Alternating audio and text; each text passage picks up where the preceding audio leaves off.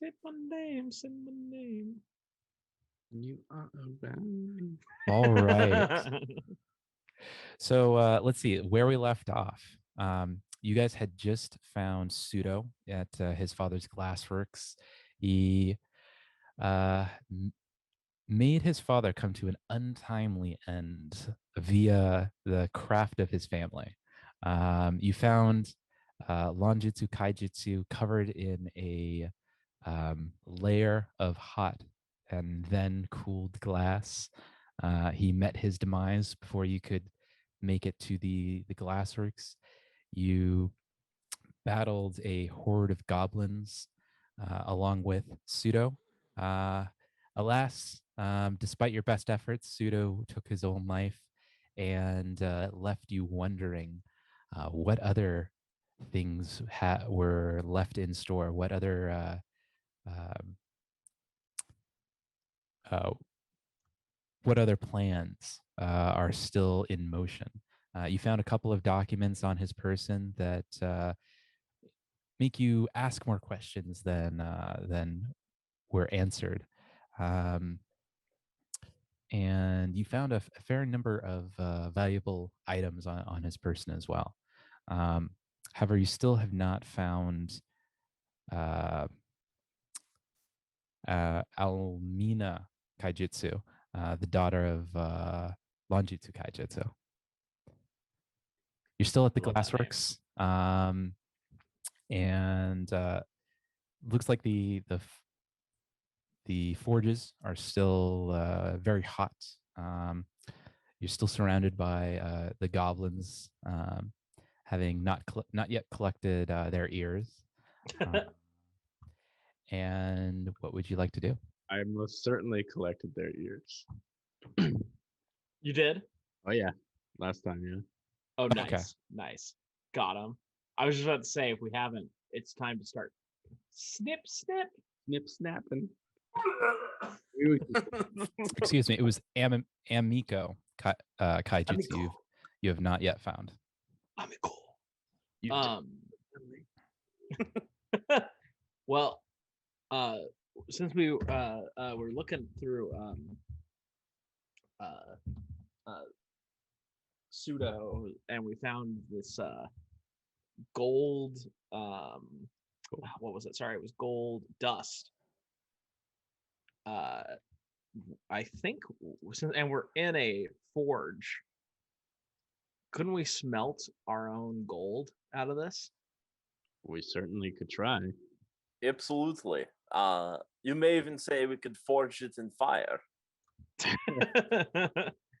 It will burn. Have you heard that play before? It's a great play, right? A great, real, true to life play. Oh man, the theatrics on that is amazing.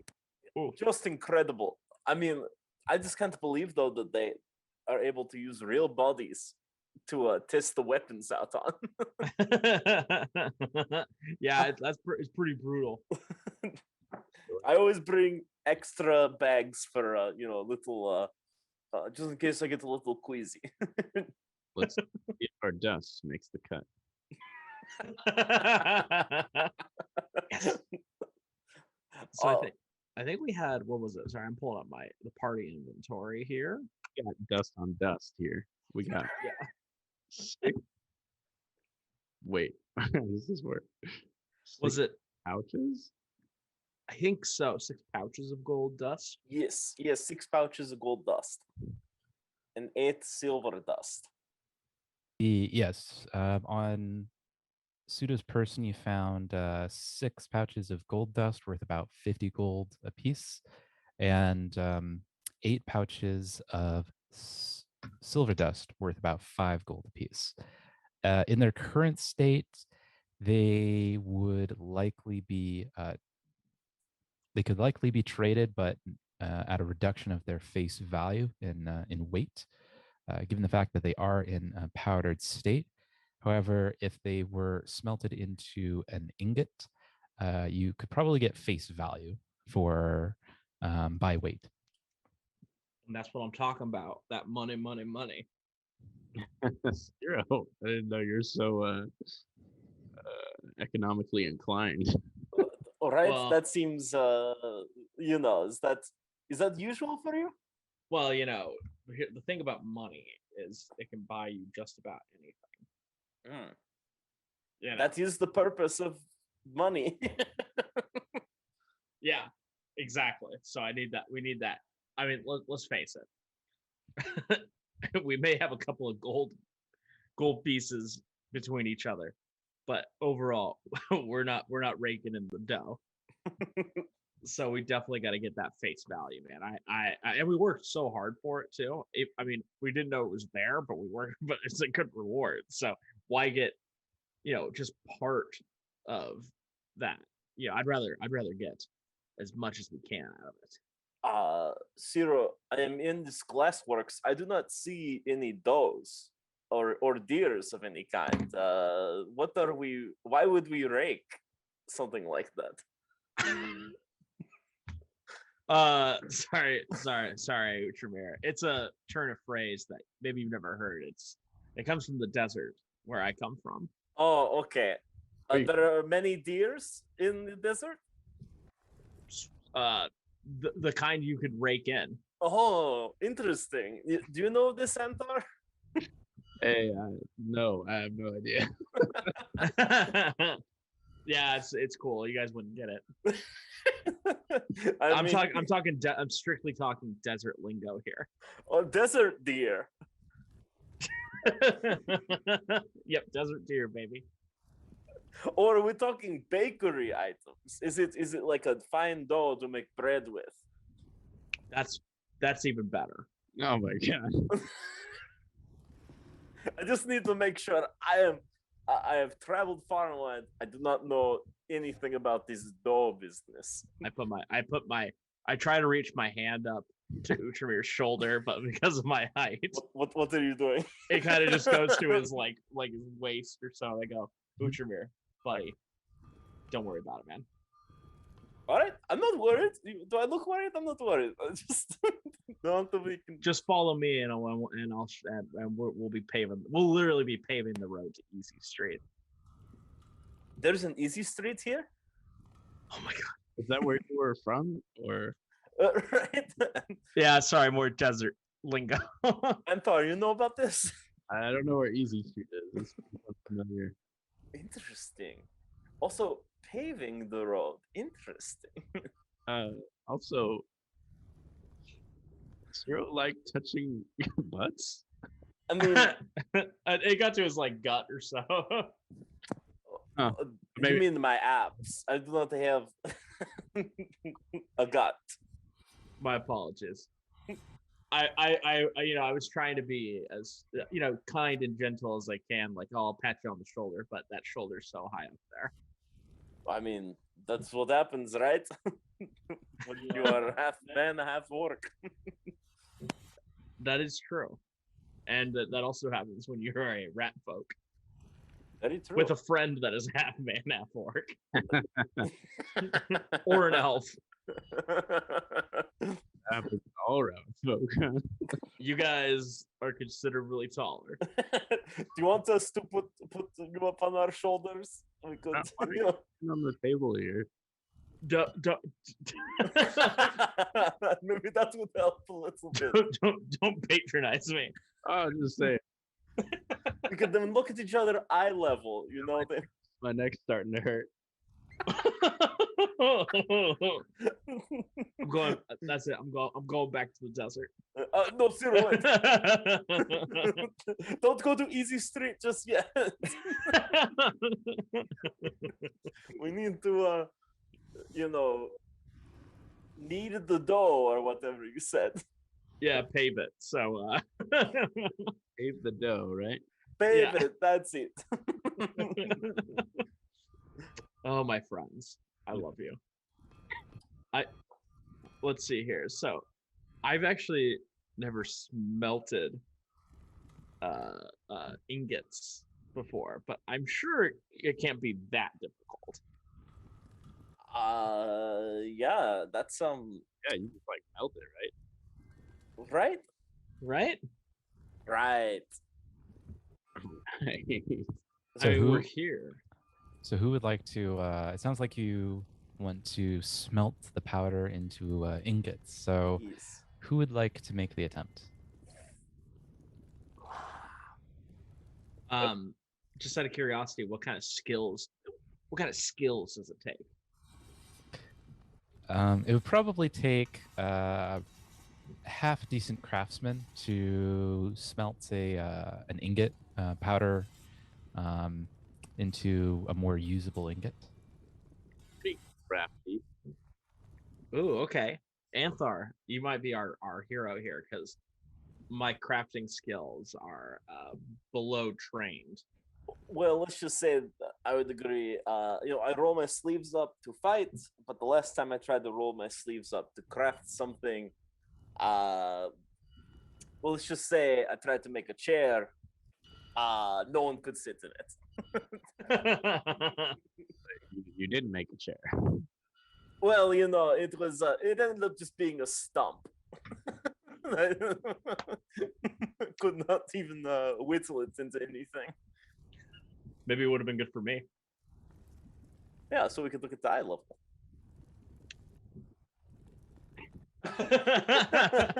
I gotta stop bringing it up. Why do I torture myself like this? Why do I bring this up? Oh, my little friend, do not worry about it. But yes, please, Antar, if you wouldn't mind. Sure. Just need one of these, right? So I think you'll need this, and this. You look around and you find most of the tools seem to be primarily for the making and blowing of glass. However, you do find a fair number of tongs that seem to be suitable for holding hot and otherwise burning items, as well as what appears to be a small crucible about the size needed to forge or to smelt and melt down both gold and silver. If you want to make the how many ingots are you looking to make? Each pouch looks like it'll make about 1 ingot. Should we start with the silver? Just because maybe just test it first and see how that goes. Good idea. And maybe just like the 1 pouch. We'll do 1 pouch. Do a little test run before we get. All right, whoever wants to make the attempt, go ahead and roll a craft skill check. Antar.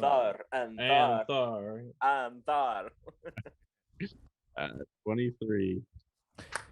You managed to smelt about 5 gold's worth of silver into a single solid ingot.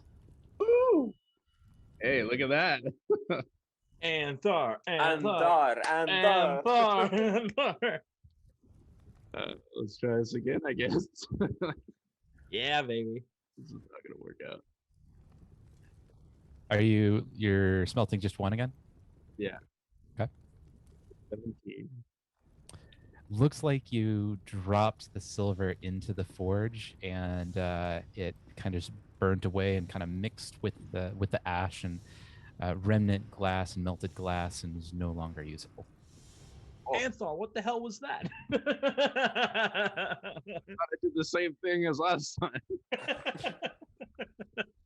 Sorry, tough crowd. Jeez. It happens. So whoever wants to kind of keep track of this, go ahead and add or minus 2 silver pouches from the party inventory and add 1 silver ingot worth 5 gold. More silver pouches. So minus 2 silver pouch plus 1 silver ingot worth 5 gold. Got it. And I got the subtraction there, so we got that. Is this legal, by the way? I don't know. It's as legal as it's gonna get. What does that mean? Whoever wants, whoever wants to, go ahead and roll a knowledge society. Oh, let's see.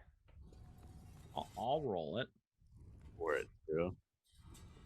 pa- pa- pa- pa- Yeah, I'll roll as well. 17. 14. Uchmir is fairly confident that you can make your own silver ingots without any sort of penalty.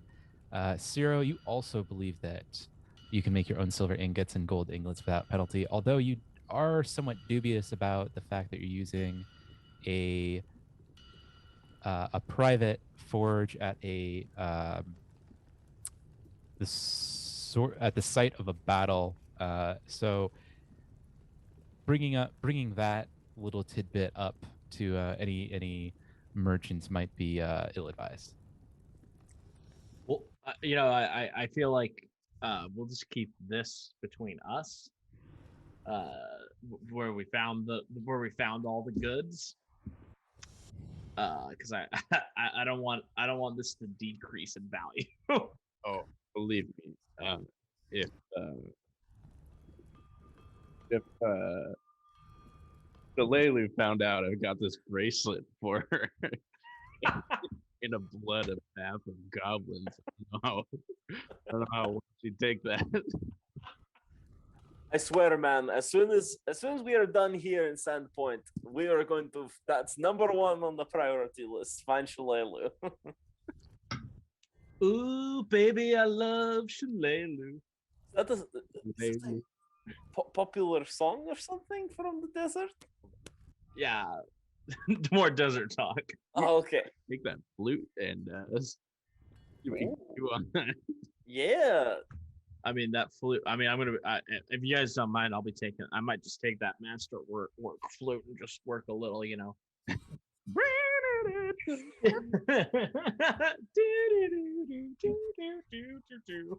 And I'm just, I feel so uncultured when I'm around you guys. Like, I wish I knew more of this. I know of Forged in Fire, the world famous play, but play series, in fact. Sorry. But, I need to know. I need to learn more of this Easy Bread Street.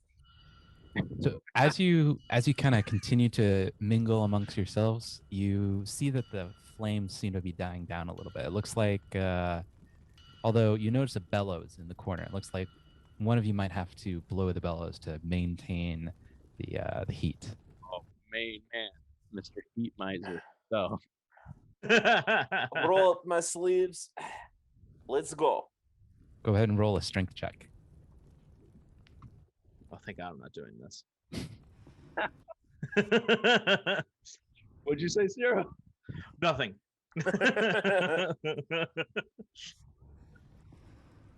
Absolutely nothing.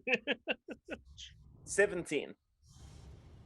You managed to kind of get the bellows moving well enough to turn the flame back up. It looks like you have a nice blue flame at the bottom and kind of orange and yellow emitting from that. It looks like it's hot enough to continue forging your own silver and gold. Again? You want to try again?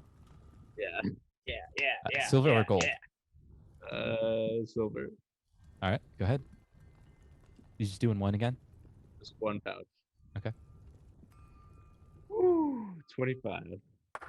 You managed to skillfully make a ingot. It has no bubbles and is had it not been for the fact that it has no proof mark, it might be misidentified as a proper official ingot.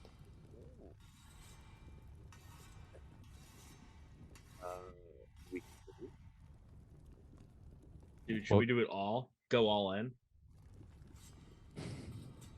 That's dangerous, but I trust you, Antar. Oh my God. Sure. Let's try it. Are you going for all the silver or all the gold? All the silver. So how many do you have left? 3? 5. 5 left. All right. So, a 23. All right, you managed to smelt the remaining ingots. in a remaining silver powder into pretty reasonably crafted ingots. Again, had it not been for the lack of an official proof mark, it might even pass off as official ingot.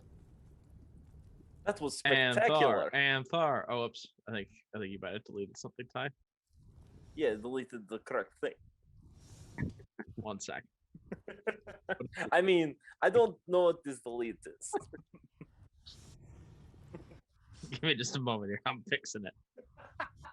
I'm telling the story. My favorite. All right. Whew, that leaves us just with the gold. The gold. Are we doing one at a time or all in? Whatever you want, Anthar. I trust in you, man. Yep, whatever you think is best. Oh my god. Maybe we should do one at first and see, then go from there. It might be a little more difficult with the gold. Okay. Maybe not. Maybe it's the same. But...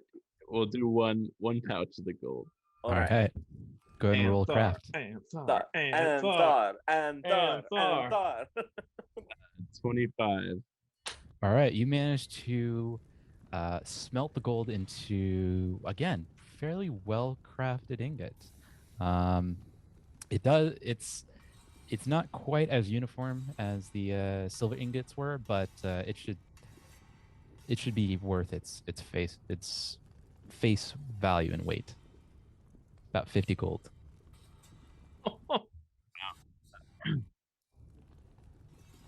Anthar, that is a good ingot right there. Oh, thank you. Yeah. I don't know what I'm doing, but it seems to be working out. Anthar, you're like a pro, man. No doubt. Total professional. You might want to think about getting some works here. Yeah, I want to get a job here first. You sure you haven't done this before? I'm sure they're looking for new hires.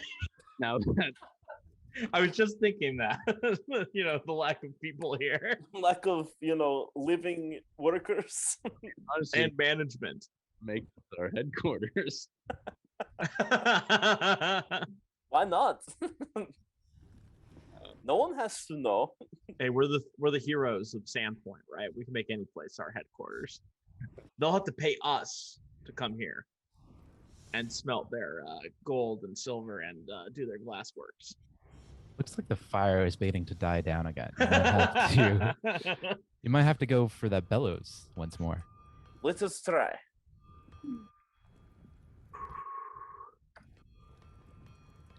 $15. You only just managed to get the bellows going again, and it looks like it's not quite as a strong flame as before, but it should be suitable. Do you want to try it one more time? Yeah, can I try one more time? Sure. 18. You've gotten up to a more reasonable level. It's kind of more maintained. It's blue glow at the bottom and orange yellow licking flames kind of emitting from the forge. Love it. Okay. Real talk right now. Are we throwing all these gold in? Let's do it. Anthar, I believe in you. Yes, let's do it.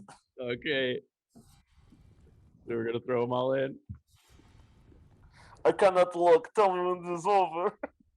I rolled a 13, but Oh. seven. How many gold did you put in? All of it? Yeah. How many did you had one? How much did I give you? You had 4. Okay, so that was 4 in there. Or no, it was 5. I rolled a 13, but a craft is 7. So that's. You rolled a what? I rolled a 13, but a craft is 7, so that is 20. Oh, 20. Okay. Oh, thank goodness. You managed to smelt all but one. It looks like you kind of burnt up one of the gold and kind of fell into the forge and kind of mixed with the ash and remnant glass. So you get 4 out of 5. of those gold ingots. Nice work. That was nerve-wracking. Holy smokies! Nice work, Anthar. Wow, Woo. we're rich now, by the way. Oh yeah, pretty much. Don't we have platinum somewhere? You do have 10 platinum coins found on Pseudo's person. Ooh. Oh shit! I forgot. I think I forgot to put that in our inventory. It's our on. It's journal? in there. It's on the. It's towards the right. Oh, I see. Okay. Columns Gotcha. J through M. Gotcha. Oh, the PP. Platinum, pieces. pieces. Yeah. What does what does that equate to in gold piece value? 10 gold pieces equals 1 platinum piece. So you have 100 gold worth of platinum pieces. Ooh. It's always a 10 to 1 ratio. I love it. Going up. So right there, we just made 25 platinum pieces right there, baby. Damn. I need a new job. Dude, Anthar. Destroyed it. Just said, hey, you know what? The gold dust turn you into gold brick for the easy street. All Nailed right. it. I think you're getting I think you're getting the lingo now, Outramir. Come on.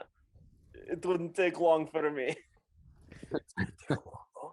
After having smelted the silver and gold, it took a fair amount of time having no official training in the practice. Now it's getting to be about 3 or 4 in the evening, or 3 and 4 in the afternoon, and it looks like the without any, unless there's further attention to it, it doesn't look like the forge will be lit for much longer. I don't think we have anything else we could put in there. What about where is Emiko? We've been so busy worrying about our pocketbooks. What about Emiko? Oh, maybe she didn't even come. Maybe she's back at the tavern, perhaps. Let's see. Oh, just a minute. I mean, it looked like her room was pretty messed up, so I would assume she did leave, or was. I thought she was maybe even taking her forcefully. Go ahead and bring up a roll 20 if you haven't already. Got it. Got it. It's at this point you notice a pair of doors leading to the southeast that you have not yet explored, or actually you have explored that area. You remember are reminded that there's a stairway leading down that you've only just explored the top of the stairway. I mean, she could be there. Should we investigate? Yeah, I don't know, Outramir. You're pretty banged up. Oh yeah. Friend. Let me see if I can do something for you. Yeah. Let's see. What can we do about that? You could take a short 10-minute rest. Might help, or Anthar might utilize some of his healing tools. Ooh. Might help. Which would you prefer to do, Anthar? Do you think we should just take a rest, or would you rather use the tools? Well, let's use the tools, and if you don't feel any better, we can take a rest. Sounds good. There are beds here. We didn't just find closets. There were beds. The beds you did find, other than maybe 1 or 2 sets of sheets, are completely blood-soaked. Well, Right, I agree, Anthar. Wait, what? Well, that's what these bed rolls are for. Time to roll it out on the tables. Alrighty. What do I need to do, Anthar, for just lay down on the table. alrighty. I can do will do. And yeah, I'll. Yeah, perfect. That's exact. You've done this before, yeah? Once or twice. Yes, we're gonna try to treat. Are you looking to treat wounds? Yeah. All right. Go ahead and roll a medicine skill check. And while you're doing that, don't forget if our HP went up, you know, It did not. uh, You mean from it- the level? from the level up. Nope. Not our actual health, but our total max. Oh, yes, it did. So actually, that's a good point. Everyone, go ahead and increase your HP by your DC. So that's going to be 10 for everyone except Zero. That's going to be 6 for you. And if you guys don't know how to do that, click on your character, and there's that gear and the settings, or for like settings and such. Oh, You should also just be able to. Oh, yeah. Never mind. Yeah, if you just add it to the green, then it's just like the Right. amount of HP you could have. gotcha. Yeah, that's a good point. I overlooked that. I forgot it myself till I was like, oh wait, I have more max HP than this. Everyone Wait a minute, we're stronger than gets this. 10 right now because what everyone did level up. So for once everyone does that, then you can decide if you want to treat wounds. Anthar? Yeah. Okay, so go ahead and roll a healer's check or a health medicine check. I can't move right now. 23. All right. You spend about 10 minutes bandaging Uchimura up, applying some pastes and lotions to his wounds and wrapping up with bandages. Uchimura, go ahead and roll a 2d8 and add that to your HP. Or 2d8 plus...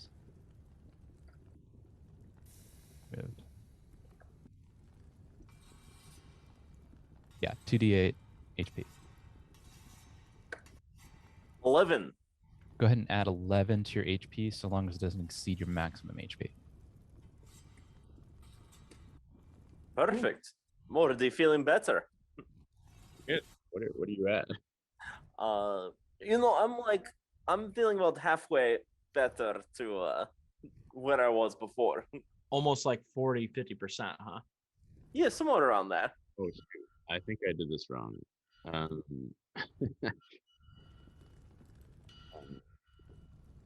think you did it. Into my book and the current health I had. Oh, okay. So I think all you have to do then is click on your character and that green circle above it. Go ahead and type in minus, or not minus 10, but 13. Okay. Well, do you guys feel sufficiently rested? Uchimir, make sure that you update your HP on your character token as well. So just a reminder, whenever you change HP, increase or decrease, change it both on your character sheet and on your character's token. Already done. Okay. Let's see. If you guys don't mind, I think I would like to take a quick. Oh gosh, actually, we may not have time. Amico may not have time. We should go. Quick technical thing. What's that? So I had a damage of 3. I guess my question is it you increase the damage of 10 as well as? So on the character sheet, so if you heal, you minus from damage. You can kind of think of damage as negative numbers. So you're adding a negative number to make a current HP. So it's your max HP plus or minus, or plus temp HP, plus negative damage HP. So damage is kind of a negative. That's why it's in red. That gives you your current total HP. So for you and Thar, your max HP is 26. You have no temp HP. It looks like you have 3 damage. Was that sustained? That was sustained in the last battle. So since you increased, and you haven't healed yourself since then, since you increased level. Oh wait, no, that's not right. So you still have 3 damage.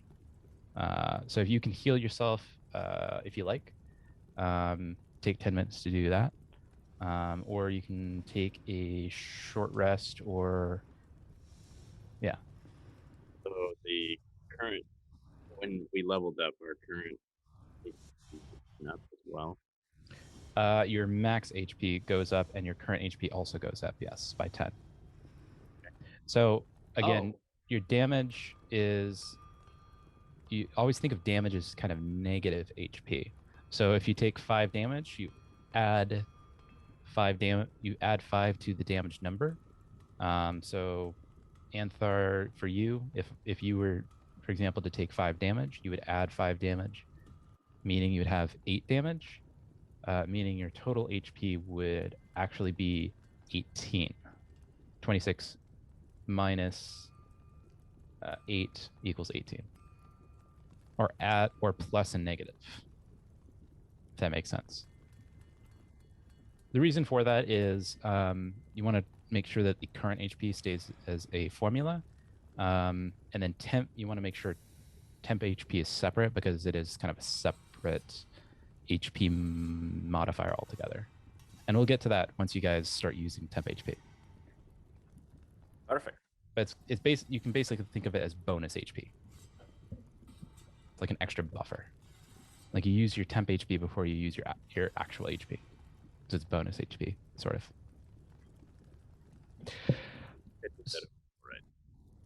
Right. Oh, sorry, I couldn't hear you there, Anthar. On the roll 20, it should be. I've only taken 3 damage. It should be at 23. You got it. Correct. All right, I'm all cut. Sorry. No, you're good. You're good. Don't even worry about it. Let's see. So mayhaps we should take a 10-minute rest. You know, just maybe get as good as it can get. You know, before we trudge forward. So you, all 3 of you, kind of take a 10-minute rest. You take a little bit of a breather, eat some rations out of your packs, rehydrate yourself, kind of sit down in the corner, try to find an area that's not too bloody or too covered in glass, and take about 10 minutes just to catch your breath. Each one of you roll your hit die, so that's going to be D10 for everyone except 0. It's a D6, and then add your Constitution modifier. Whatever that number is, add that to your HP, making sure that your HP does not exceed your max HP. You don't exceed your max HP. It was a good idea that we took this break, because I am feeling much better. Yeah, much better. I'm feeling much better. And I'll go ahead and change it. But each one of you, underneath the box max HP and temp HP, you should see your hit die. I'll go ahead and change it for you. But you have used 1 out of the 2. For the day. Well, that you have available to you. You'll have to take a full rest to regain that those HP. That's right. A full rest or a long rest. All right. Whew. All right, gents. So wow. So everyone could take another short rest, another 10-minute short rest, before regaining your HP or your hit die.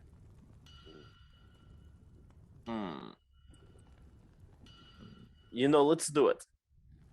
Okay. You want to take another 10-minute rest now? Yeah. I'll go for a walk. Sounds good. Let's see. So anyone that wants to take use another take another short rest can do so. Anyone that just kind of is walking around can do that as well. So go ahead and roll another hit die and then add your con modifier. Anthar, the closer you get to the the stairway leading down, the more you kind of hear what sounds like kind of a distant voice, but you can't quite place it. Ooh, I'm glad we did that. I feel 100% now. Yeah, you guys hear that at all? Hear what? Let me come over here. Let's see. It's probably nothing. I thought I heard something. Let's should we take a look? Check it out? Sure. All right, so you the three of you make it through the double doors and again through a single door to what looks like a stairway that leads down. And All right, let's go down, gents. what's the marching order? I can go first. Go second. I'll go third. All right.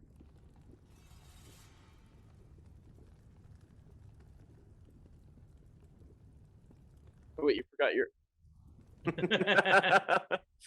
Come on, let's go. Whoa.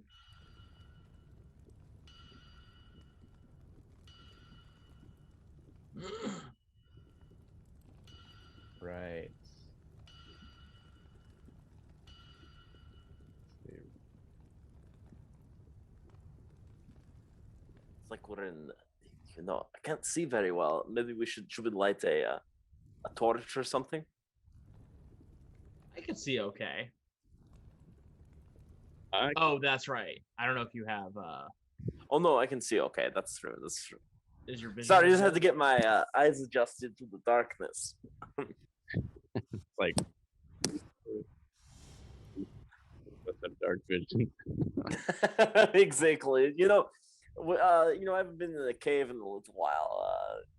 Or whatever this is, basement. Let's see. All right, Utramir, you want to lead the way? Yes. All right. So as you make your way down, actually, no, let's keep on moving. Are you kind of continuing forward? Yes. Let's go.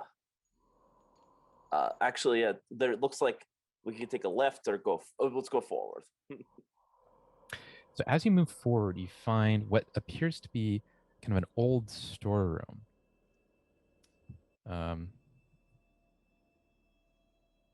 It's kind of full of sand and some other raw materials, mostly for the use of glass making. You find what appears to be kind of an old passageway that leads to the south. All right, Utramir, you ready? I'm gonna check these items real quick. Ooh, good idea. Not a bad idea. Do what now? I'm gonna kind of open these crates and stuff. Okay. Roll a perception check. Ooh, 25. You mostly find just raw materials, just mostly for the use of glass making, some lime, some kind of various dyes, mostly sea salt and sand for the most part. Nothing of particular value. That was worth a try. Doesn't look like anything.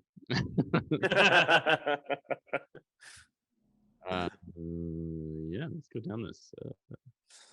Let's do it, Utramir. All right. I'm going to draw my rapier just in case. I'll draw my dagger. Yeah, bows in hand for sure. All right, you make your way down. You find a door to your right, a closed wooden door. Looks like it has an okay latch on it. Roll a perception check.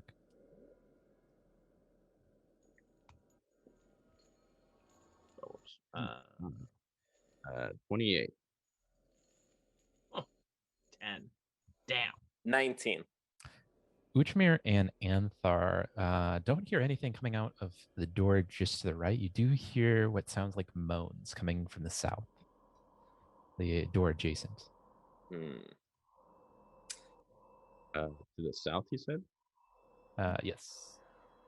Oh, It's the southwest. of you. Southwest. Hmm. yeah. Let's let's see if we can open this. Yeah, we try the door right next to us, or do you want to try the one where we heard that creepy moaning? Moaning. All right, let's see if we can open this. I'll try to open the door. Is it locked? It is locked. Can we use our? Well, we still have Masterwork Thief toolkits. Ooh. You're right. I am trained in thievery. Ooh. Or I could always Anthar, break Anthar. down the door. Or you can Oh. break down the door, but we don't know what's down here, so they might hear you. True. Yeah. How about you go first, or how about you give it a try? Can we? Let's swap places. Does this work? Is there a less? Are you trying to pick the lock or break it down? Yeah, pick it. Go ahead and roll a thievery check. Thievery. You rolled the 3. Picked it. Sorry, no, I was looking at the thievery. 7 plus 8, 15. You kind of jingle it around a little bit, but you haven't quite picked it. You feel like you're getting there. You're not quite there. You also hear kind of what sounds like muffled sounds coming from the other side of the door. My God. We like knock. No, we gotta have the element of surprise. It's locked from the other side. Or It appears to just, from what you can tell, it just appears to be locked. You can't tell if it's locked from the other side. You know, we don't need fancy tools to open doors. oh my God, you're gonna kill us all. Trust me, I got this. Hold on, there's demons or something down here. I don't. It could be Amico behind those doors. Oh yeah, well, there could be other things down here. Ultramir Zashel's never run anything that he couldn't kill with his blade. I'm going to kick down the door, or use. Actually, I'm going to try and use my full body to slam into the door. Go ahead and roll a strength check plus advantage, so +2.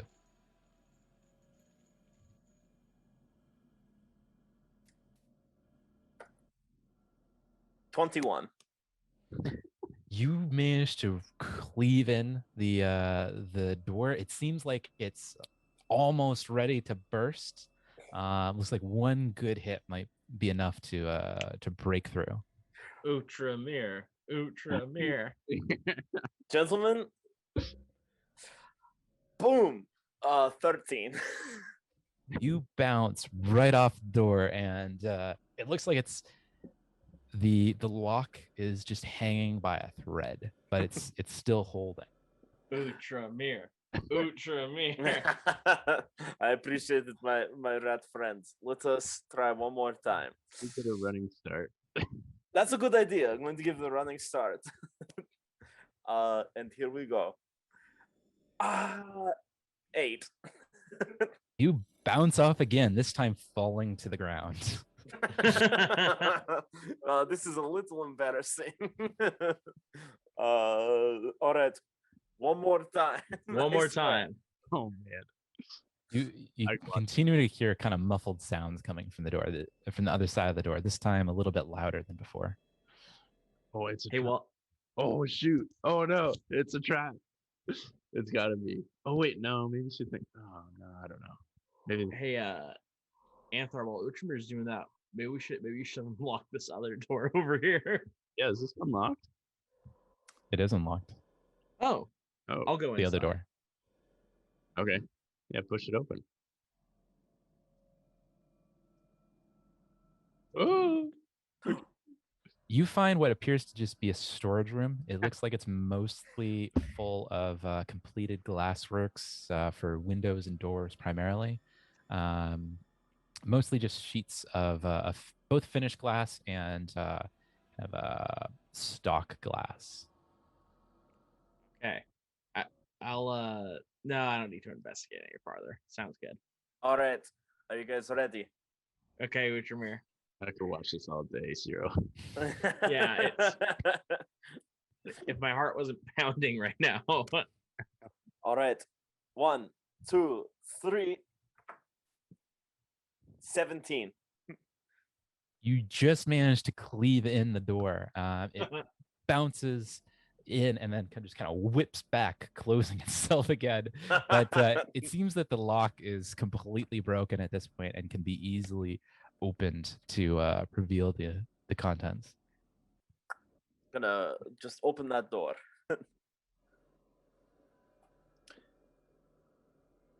Oh no. What's in here?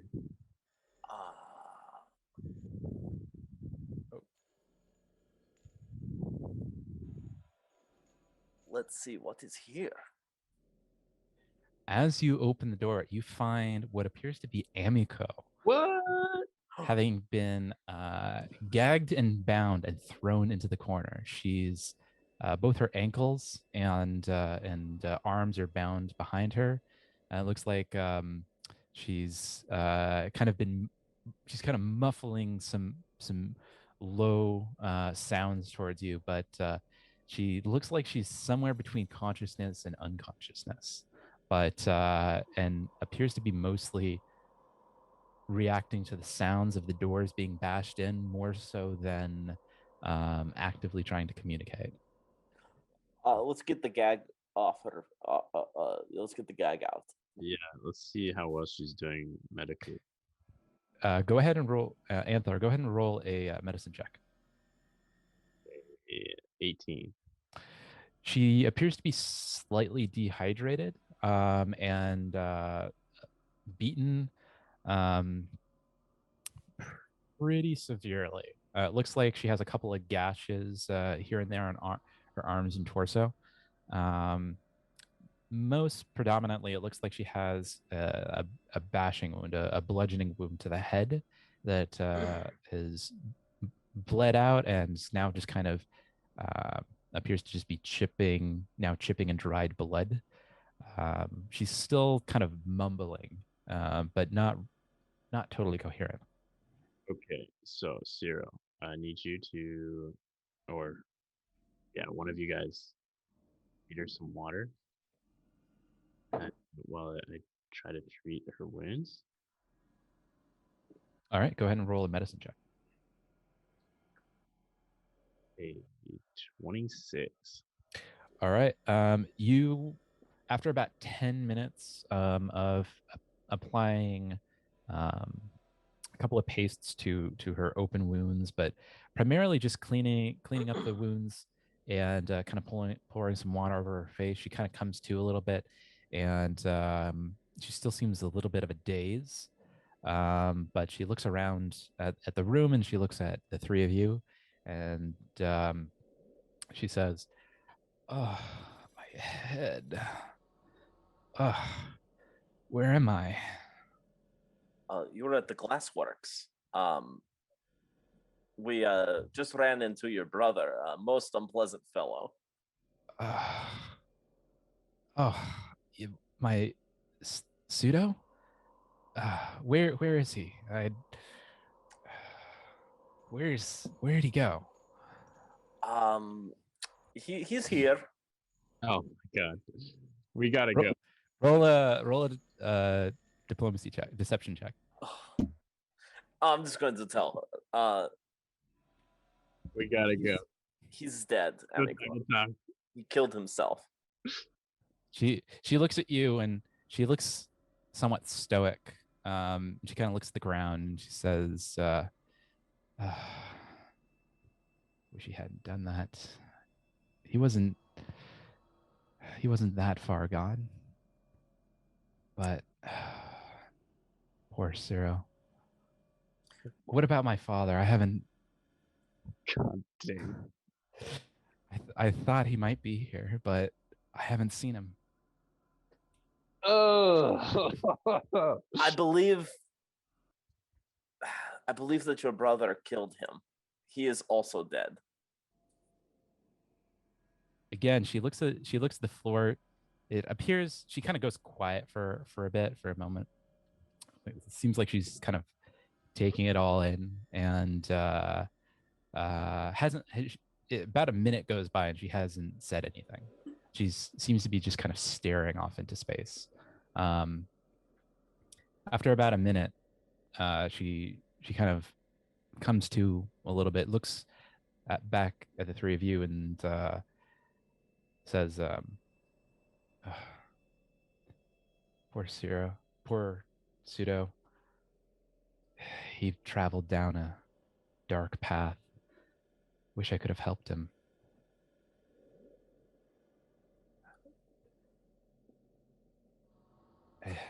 I she's kind of just, again, just kind of breathes in, just kind of begins. It hasn't quite, doesn't appear that it's quite sunken in yet. After another minute, she kind of stumbles to her feet, using the wall to kind of brace herself. And she says, "All right, well, God, my head." Maybe we better get you out of here, Amico, so we can get that head properly looked at, and maybe get you someplace safe to rest. I'm afraid I think I'll be all right. Thank you. But something else has me even more troubled. I came here thinking I could help Pseudo, but after I declined his offer to join him against my father, his goblin minions attacked me and did this to me. But more concerning than that is what I think I heard after they attacked me. They tied me up and brought me here, but in my state, I think I heard them saying a reckoning was coming. Something altogether different. Something more than just the attack on Sandpoint thus far. I'm worried how Pseudo might have been involved in this. I heard something about my father and the catacombs. The catacombs. They kept on saying the catacombs. Of the Are these church? the catacombs? Well, when I was a little girl, Pseudo and I, we used to play hide and seek here. Actually, the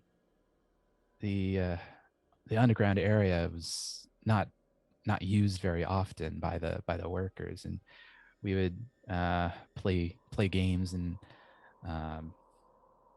but my father always told us never to go farther than the old smugglers tunnel.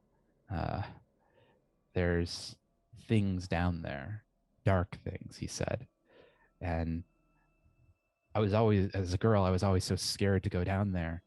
And after coming back from my adventuring, coming back to Sandpoint, I've been so preoccupied managing the Rusty Dragon, I never even thought about the smugglers tunnel again. But down there's at least he used to say there are catacombs down there.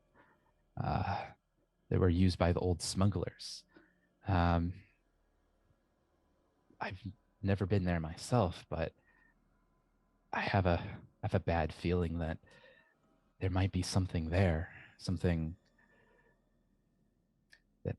that has dark plans for Sandpoint. And so at this point, she kind of fades and almost falls back to the ground. She grasps the wall to catch herself. She kind of puts her hand on her head, and she's clearly in a fair amount of pain, and the blood. She kind of rubs where dried blood had accumulated, and as she kind of removes her hand, she opens up the wound again, and it begins again to bleed down the side of her face. I'm sorry,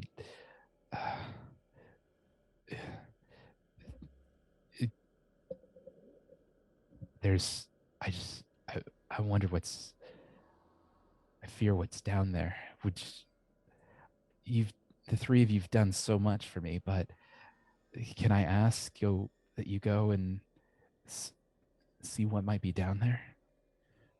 I would go with you, but I'm in no state. I think we need to get you to a doctor first. Medicine, someone who can look at that wound. But we will do that, Amico. I promise. I'll go back to the rusty dragon. Bethana, she's a fair healer. She'll be able to bandage me back up. I'm more concerned about what's what lurks for Sandpoint. All right. Oh, just Amico, we'll totally do that. You head on back to the Rusty Dragon. We'll forge on forward. She grabs a wooden staff from the corner, and she uses it as kind of a walking stick to make her way outside of the door. As she kind of moves out, she gestures to the east, the corridor you have not yet been down. She says, second door on the right, that's leads to the catacombs. Just be careful. And then she turns and begins to slowly make her way around the turn and up the stairs. Just make sure you stay to the doors to your left. Yes. Do not. Ugh. Yeah. What? She turns back and she says, "Why would you say that?" Nothing. Stay safe. She says, "Farewell and stay safe." All right. Now she's gone. She is gone.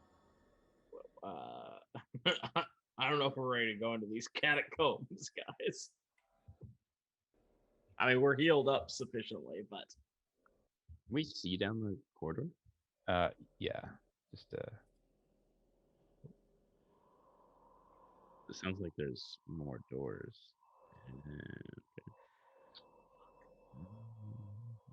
should we investigate? We're going to investigate this. Come on. Oh, damn it! Oh yeah. I mean, I like helping people, but this place gives me the creeps. The creeps can't do anything to you. Easy for you to say. You All right. just flex your muscles at them. Do what? all right. So which door are you taking a look at? Eeny, meeny, miny, mo. The one I'm in front of. Right. No, that's one I haven't heard of.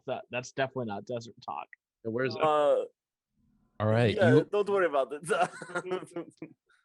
You open the door and it kind of creaks open, and you find what looks to be a fair number of empty wine bottles kind of strewn around what appears to be in an old, forgotten and abandoned office.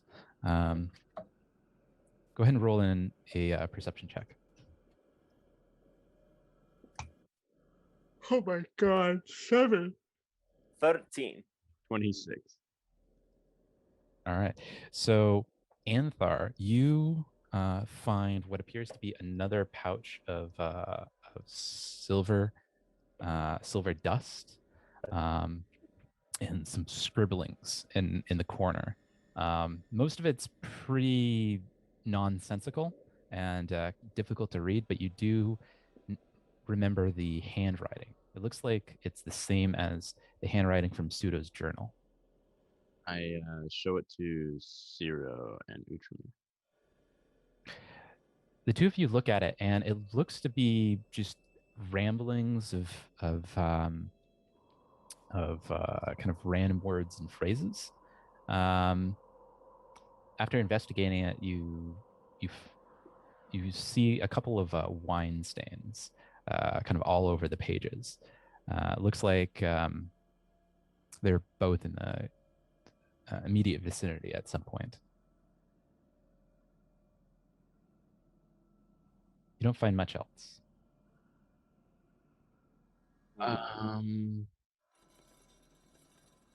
Alrighty then. We found the catacombs. Well, there's one more door. Let's try that one. No, I wish you'd forgotten about it. Don't be a scaredy rat. Oh, what, do you think I was joking? Oh, Utramir. I All love right. you, my friend, but oh, Whoever wants to go through the door first can open the door. I will go first. yeah. Sick. I'll bravely follow. Last.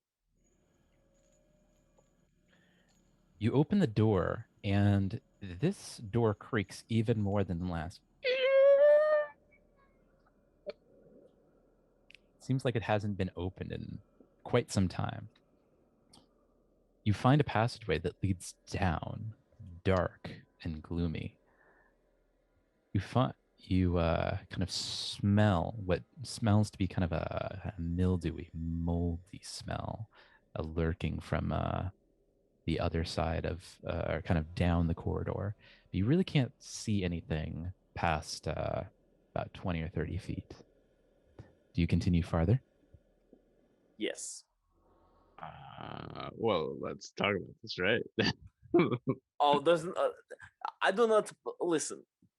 I do not believe in demons or No, anything. I can kill anything with my steel blade. let me tell you, they're real.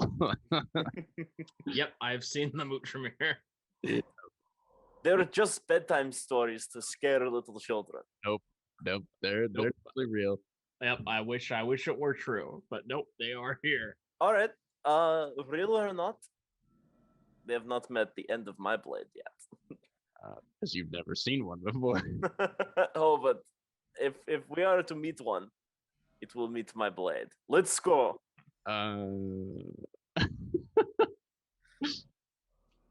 I guess we could take a peek. Okay, And if it looks dangerous, we could turn back around. I'll take one peek. Utramir. I draw my bow, by the way, back. Yeah, I got definitely drawing my dagger. Got my rapier. Right. Just a moment. Ciro, do you think Utramir's suicidal? I sometimes get that feeling. Like, Me- glorious death in battle and some shit like that. Hey, bravery comes at a cost. It does. I mean, I'm all for a good fight, but this guy. He's gonna get us all killed. Hey, have you Same guys feeling. seen Kaj anywhere? Yeah. We've been doing this whole time, but I've yet to see where our other third friend is. Oh, you didn't hear? Well, they hear what? The demons got him. Shut your mouth. Oh, the demons got him. Then we have nothing to worry about, right? They're with him and not with us. That's one way of looking at it, Tremere. That's the perspective. Gotta keep everything in perspective. I'm just saying. They have not. These demons. There is no such thing. I don't believe you. Oh boy.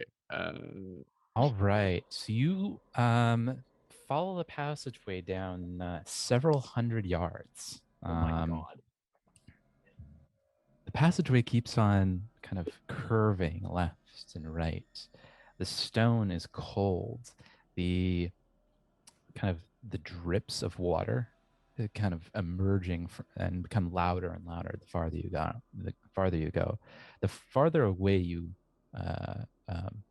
walk from the forges, the more eerie the feeling, and then the colder the air feels around you. Is this well lit area or is It is not lit at all. Oh, good. Thankfully, the three of you can see fairly well in the dark. So, if not for the fact that the three of you can see fairly well in the dark, it would be very difficult to make your way. Even though it is it seems to be a single passageway, or excuse me, there's two passageways you kind of turn down. You're able to turn down. One leads towards what seems to be kind of a little bit of a cove. Looks like it was used originally by the smugglers. The darker passageway, however, as you kind of move down, that's the one that seems to kind of have this eerie aura about it. The air gets colder and colder the farther you go. The stone gets colder and colder, and you have this feeling of foreboding the farther you go. You know, I know we talked a lot about the desert today, guys, but have I ever told you guys how much I hate the cold? I was raised in the cold, so this is nothing. Oh, I wish I had that. That's why I'm so pale. I was curious about that. You You guys continue forward. Yes. can I like tell you guys something? Yes. Yeah. What do you have to tell? Yeah, so like I was raised in the mountains and we used a lot of tunnels and stuff. So I'm pretty good at seeing through this dark stuff. Do you want to go first? I'll think I'm just gonna peek around the corner. Okay. I like that. I like that, Anthar. All right. They don't call you Tunnel Man for nothing. No, Tunnel L for nothing. Is that your nickname? I've not heard that yet. Oh, I call him that all the time. Do you? Oh well. All right. Lead the way, Tunnel Man. So yeah, my eyes are a little bit weird because I have dark vision, but Ooh, it's a good advantage to have. you guys have like low light, is that right? Yeah, low light. As you kind of move forward, you see what looks to be kind of a rock outcropping to the right. Looks like there might be a chamber to the right, but you can't quite see from your current location what's in the chamber. Okay. I mean, like put my back against the wall and like around, poke my head out. You move. Are you moving forward? Yeah, Go ahead and move forward. Okay. kind of poke around the corner a little bit.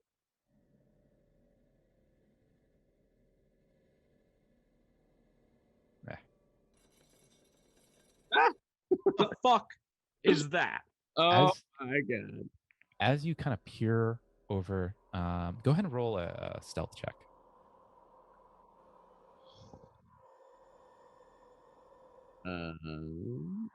Yeah. 17. As you peer over the corner, you are very careful not to kick too many pebbles, kind of moving forward. Um, you, as you kind of look over, you see what appears to be kind of this grayish white creature, hunched over in a corner. Looks like it's covered in tattered rags. Its back is to you. It looks humanoid, but it has 3 large claws protruding both from both its hands and 2 large talons protruding from its either feet. Its kind of legs arch back, and what appears to be kind of a pretty strong and muscly toned kind of muscular structure. Its head is kind of turned down, so you can't quite see its head, but it appears to be bald or lacking of hair from your vantage point. It hasn't noticed you. It looks like it's gnawing on something. Empire, what do you see? There's this crazy claw bird thingy. My God. It appears to be lacking any kind of fur or feather. It seems to be lacking any kind of. It seems to be as bald as one can be from your view. Just say it doesn't look friendly. Well, I would say we could try for diplomacy, but I think crossbows would be a better choice. I'm with you there. I might have an idea, guys. We could use an element of surprise on this guy. Ooh, okay. Okay. So I haven't been able to use this cantrip yet. But I have this thing called a little trick I like to call a ghost sound, where I create an auditory illusion that's like up to the volume of like four people shouting, and I can emanate that on from any place I want it to within 30 feet of myself. So if I was to perhaps throw that voice into the tunnel there, perhaps he'll turn around and we can get him from behind. No, not a bad idea. Let's try it. You guys want to try it? Yes, let's do it. Okay. I'm gonna designate this person as my prey right now. Oh, good idea. Yeah, good idea. Okay. So I was using the I probably need to inch forward just a little bit more. Roll. Actually, Do you have to no, be? actually I don't. Do you have to be within visual range of your target casting zone? I probably do. You'll have to move up about 10 feet then, Okay. and I'm roll gonna- stealth to do that. Oh boy.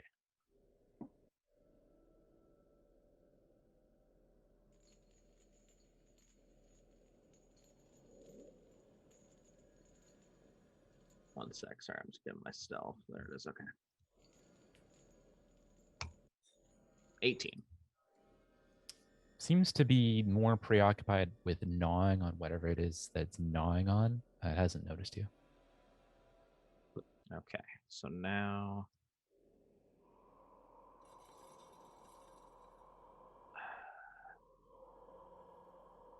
I'd like to project the ghost sound to you guys can see my marker, right? Yes. I like to project it to the square that I have it on right now. Okay. at its max volume. You spend a moment to prepare your spell, and a kind of a ghostly sound. Is it a figure or as well, or just a sound? Just sound of people ghost- screaming. Okay, a ghostly sound of a screaming victim emerges from the other end of the chamber. The creature looks up. It looks towards the origin of the sound and moves towards it. Its back is to you. Still hasn't noticed you. All right. It looks like it's kind of moving around and is a little bit confused. It's kind of pacing around. It hasn't. Its back is still to you. Anthar, do you wanna take this guy out? Yeah, I can try it. Maybe should I move closer so I may take a shot at it as well? Maybe not yet, just because we don't want to ruin the element of surprise, and we have our back to him. Okay. Don't want to risk it. Yeah. How does stealth attack work with ranged weapon? Oh. Ooh. Oh, okay. All right. Hold on. All right. Shoot it. Just shoot it. I don't know where my screen went. Okay. Yeah, I'll shoot it. My arrows.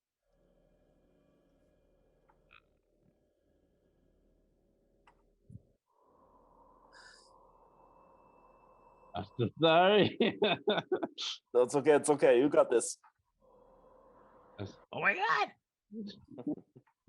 What was my roll? Okay, 19. Plus All right. whatever stealth. I don't know what that does. But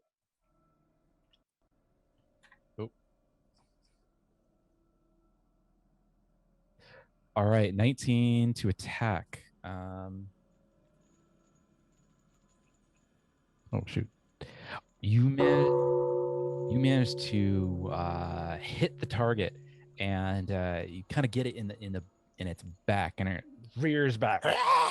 And now it's noticed you. Go ahead and roll initiative. Oh, initiative. And the damage, right? Oh, and yes, sorry. Go ahead and roll damage.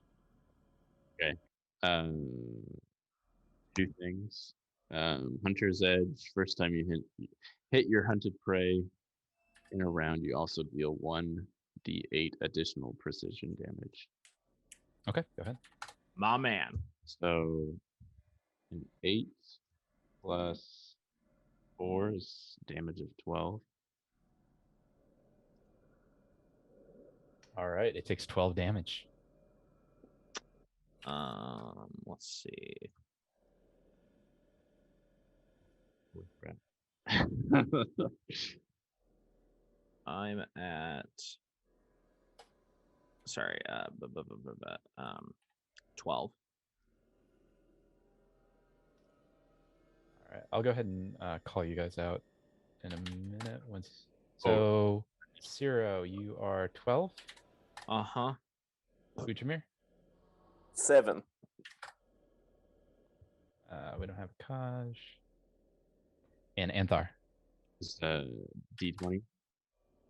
Oh, yeah, I got the damage already. What's your initiative? 16. Sinswan has it first. He launches forward at Anthar. Anthar, you get an attack of opportunity. Oh, thank goodness.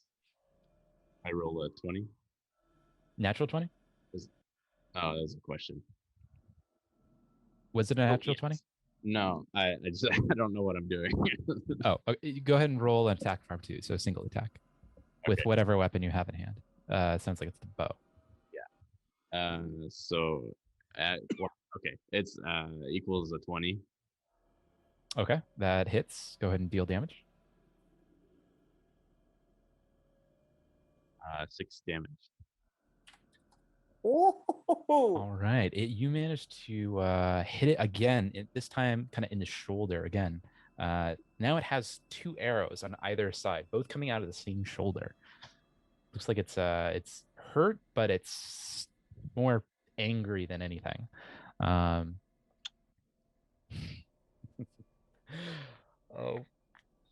Oh boy. Okay. It launches at Anthar, and it kind of kind of goes towards his neck, and it bites down deep. It's a very deep bite. It actually gets most of your shoulder in its jaws. It's at this point you notice that it doesn't have a regular set of jaws. Its jaws actually protrude out. It has kind of like a cut down the center of its jaw, and you almost have like these kind of tentacly looking series of jagged teeth that kind of launch out and allow it to grasp on its prey, something similar to a snake grasping on a large mouse. It clamps down, and it gets a crit. And it does 28 Jesus. points of damage. Holy crap.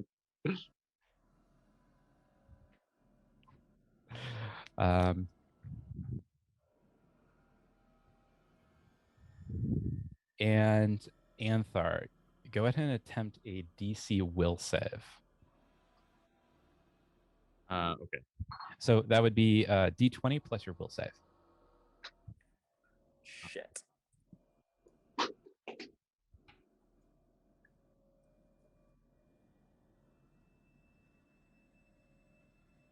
Okay. So 20. 20? 20. Okay. Nothing happens other than the immense amount of pain. You actually, without you realizing, you scream out, the pain being so horrible. It's at this point that the sin spawn kind of moves back 5 feet, and looks like it's kind of begins its regimen for launching its second attack. That ends the sin spawn's turn. Anthar, you're up. Can I do anything? I don't think. Oh, you're -2. You're unconscious and actively bleeding out. Roll a fortitude save. You're actively dying, by the way. I love it. Actually, I should say roll a fortitude save first. We'll see if you're actively dying.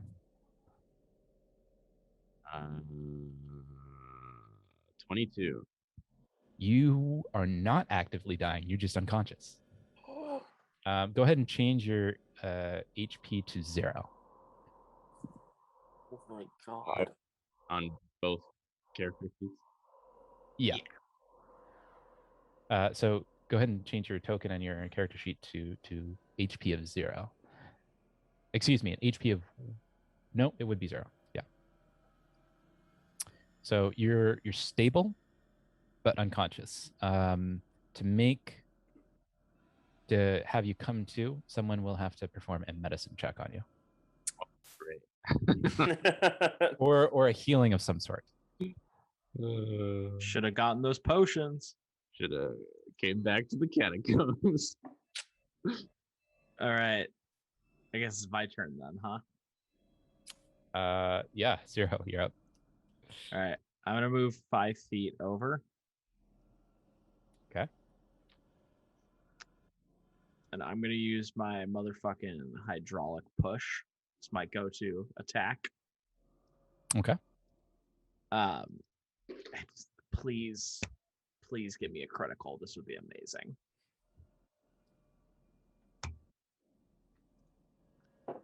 Ba, ba, ba, ba, ba. There it is.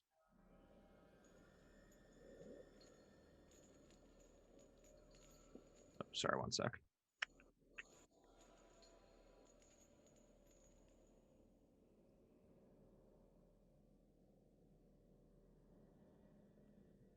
Ba, ba, ba, ba, ba. So that would be 20, but not natural. 20 hits. Go ahead and roll damage. Okay.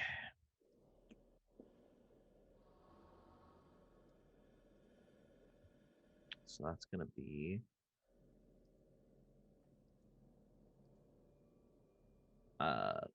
12, plus he gets pushed back 10 feet. Okay.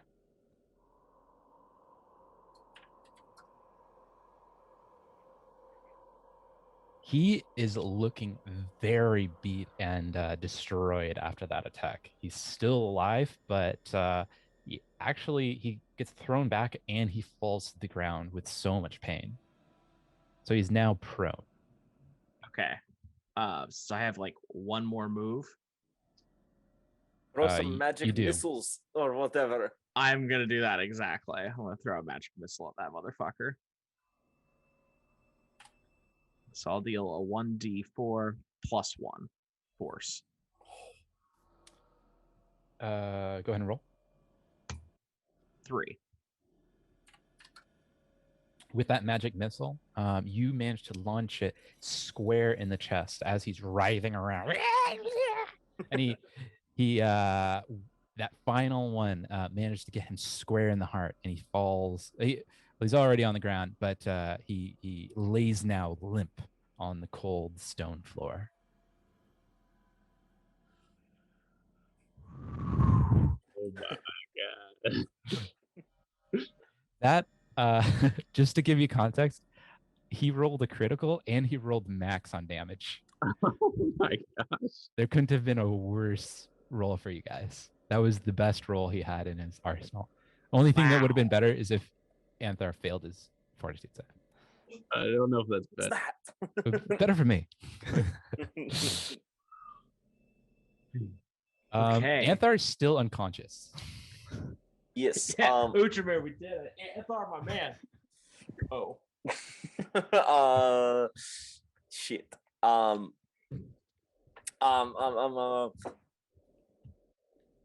We better perform. Am I? All right, let's see if we can revive him. Do you know anything about medicine? Okay, I am trained in medicine, so I'll give it a try. Go ahead and roll a. Do you have? Is it just trained in medicine? Any healing spells, or is it just a straight up medicine check? Just a straight up medicine check. Go ahead and roll a medicine check. Oh, 15. All right, that's. Okay, you spend about 10 minutes kind of wrapping him up and trying to splash some water on him. You manage to heal him for 1d8 HP and bring him back to consciousness. Antor, buddy. What happened? You were just attacked by a demon. Yeah. Yeah. So, man, we thought we lost you there. Dude, that was insane. Did you say 1d8? 1d8, yeah. Because I don't think he has street wounds.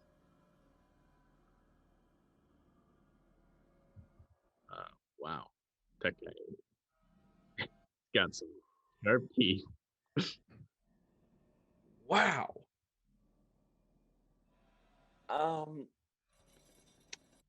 Okay, now that you're safe, I feel like we should go investigate whatever this thing is. That's probably a good idea. All right, so anyone that wants to investigate, go ahead and roll a knowledge.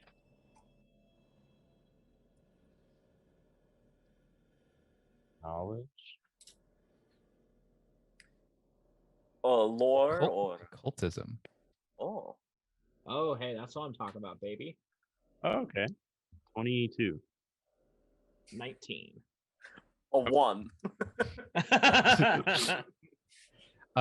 Uchimir yells out with a boastful amount of pride and says, "Dad, a demon." That's a demon. That's a demon indeed. Anthar and Ciro, however, after a little bit more examining of the corpse, you identify it, in fact, as a sin spawn, a creature that is created through a particular sort of ritual, and using very powerful magical abilities and artifacts.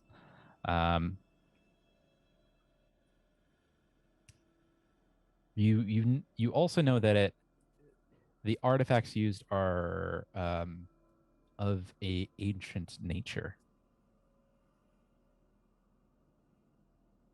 Oh my god. Rope bones. Whatever that was. You know that it's a different sort of magic than the robe of bones. A much more ancient and powerful magic. You know, I'm beginning to think I needed to eat my words. Demons, A, are real. B, they are scary as hell. And C, very dangerous. Okay. So I'll hear what you guys have to say, but my idea here is we get the hell out of here. But I think we need to take this creature with us to show the folks of Sandpoint what we just found. So, looking at the creature, you would size it up to be probably weigh somewhere in the neighborhood of 200 to 250 pounds. It's going to be pretty arduous for you to take it up through the shaft of the passageway. Even with, and there's really not enough room through the passageway for all three of you to lift it. So only two of you would be able to lift it. And you could drag it, but it'd be a challenge. What do you guys think to dragging it? I don't think we need to. Really? Well, maybe. Actually, no, now that you say it, maybe we could show it to Father Zashel. Zashel, sorry. Father, yes, thank you. Thank you. I was thinking my name for a second there. I don't know why. I thought you were talking about your dad for a second. Oh, no. No, my father knows little beyond what it means to farm and be a good man.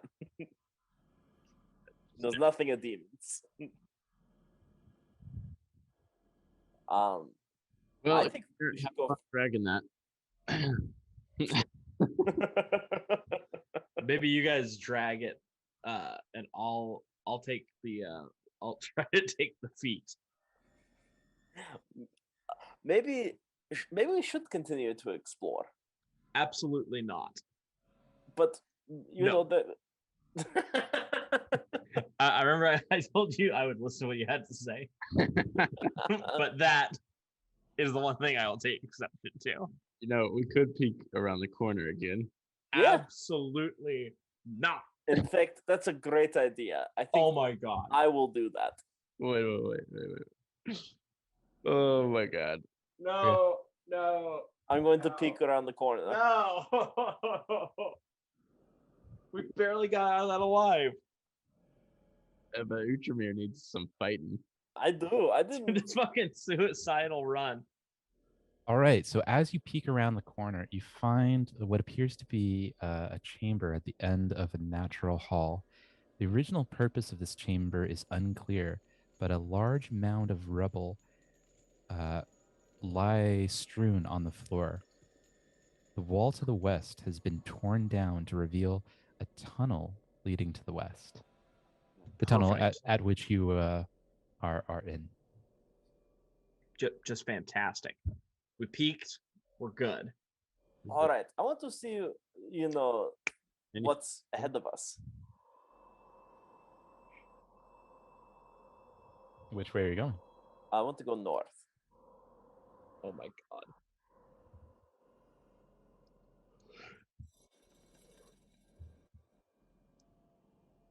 If there are more of those things, we run. You look north, and it looks like it's just a natural chamber, much the same of what you've seen so far. It looks like there's kind of a turn to the right, but you can't see what's in there from your vantage point. All right, I'm going to move back down here. Yeah. I would like to check. Is that the door? It is a door. I'll try and open it. Is it locked? It is unlocked. It appears to be unlocked. All right, I'm going to slowly open it and just peek inside to see what is in there. As you open up the door, it's a very loud squeak erupts from the hinges. You find a masonry-made chamber of worked stone, a passageway that leads to the left. You don't see anything in the passageway. Oh, I'm going up that passageway. I don't know why I'm following you guys. Come on, it's an adventure. Yeah. Of death. Oh my god. You find the passageway leads left and then makes another turn to the right. So many turns. All right, I would like to come up here and peek around the corner. Go ahead and roll a stealth check.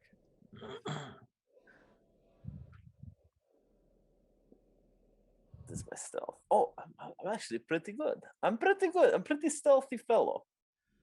For a big guy. 21. You take care not to stumble and make too much sound. As you peek to the right, you find the passageway continues to the north. Looks like there's a chamber farther north, but you can't see its contents from from your current vantage point. Nope. I'm going to move Nope. forward, and here There I'm also going to- seems to be a sharp turn to the right. I'd like to peek around this corner as well. Would you like me to roll another stealth check? No, we'll go ahead and run off the last one. Oh my god. What do you see? You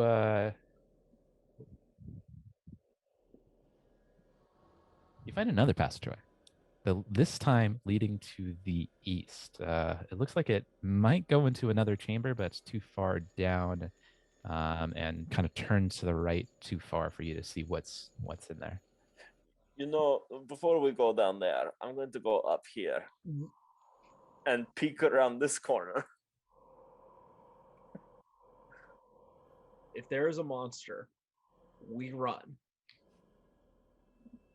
You find a red marble statue of that is strikingly beautiful, but at the same time, monstrously enraged human woman stands in the middle of the room. Her stony expression twisted in fury. The woman wears a flowing robes. Her long hair is held back from her face by an intricate headdress of hooks and blades. In her left hand, she carries what appears to be a large book, the face of which is inscribed with a 7-pointed star. Her right hand holds a glittering metal and ivory ranseur, which is a elongated spear with 3 hooked blades on either end, similar to a trident, but much more foreboding. I'm going to see. I would like to move here and around the statue. In that little corner there, so I can peek down this hallway. It appears that the weapon is not made of stone, but an actual weapon. As is, however, the book appears to be made out of stone. I am a little worried about trying to take that weapon, so I think, yeah, I want to explore a little more before we. I have a bad feeling if we try and take that weapon, something will happen. What do you guys think? Absolutely. Something bad will happen. Excellent. All right, I'm going to look down the hallway to the east here.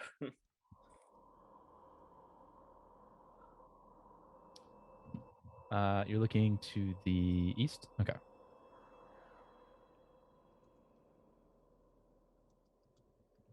You find a long chamber that runs down into a series of steps.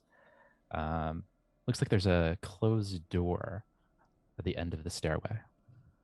All right, I'm going to come up here, or actually here, and So peek as you look farther north, you find that there is in fact a door to the north as well. All right, I'm going to try and open the door. Is it locked? It does not appear to be locked. All right, I'm going to open it slowly. Slowly open it and try and. Or actually, before I try and open it, I put my ear to the door. Do I hear anything? Roll a perception check.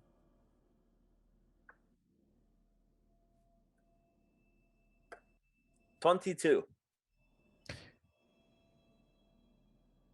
You hear what sounds to be like a light shuffling, but it's really difficult for you to hear much else through the thick wooden door. All right, I'm going to open the door slowly and look in. All right. As you open the door, it creaks slightly, and you immediately kind of clench up, and but you kind of continue to push forward. It creaks.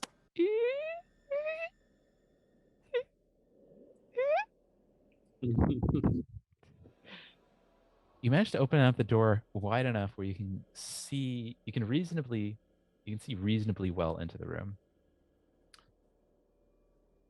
Looks like from your vantage point, it's kind of there seems to be kind of a wooden platform immediately in front of you with kind of a shambly wooden walkway farther north. As you kind of look towards the end of the room, however, you see what appears to be a series of old, dilapidated cells. Let's see. That's pretty damn cool. What's cool? I have a little more. This large, actually, you know what? I'll let you see the whole thing.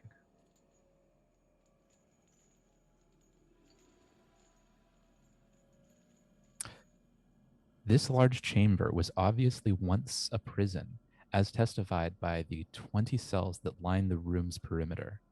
A rickety wooden platform overlooks the room with 2 flights of stairs descending to the prison floor 10 feet below.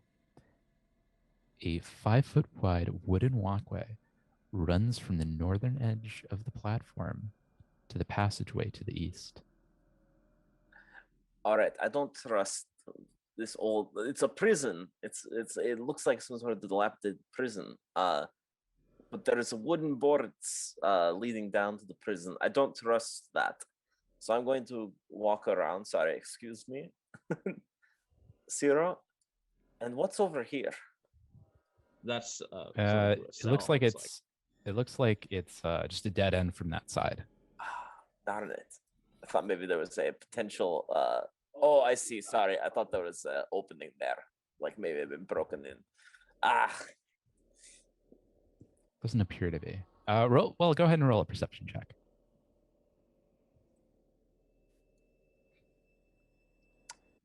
$19. Doesn't appear to be anything out of the ordinary at the end of that passageway. Okay. It was worth a try. Okay.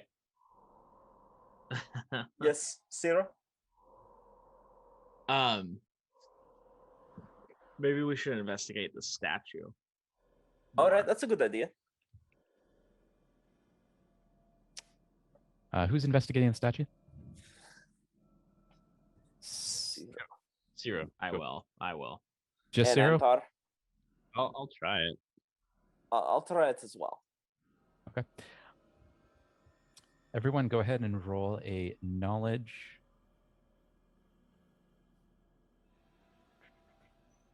Oh, actually, I think I have this written down already. Oh, that's gold. Go ahead and roll a knowledge.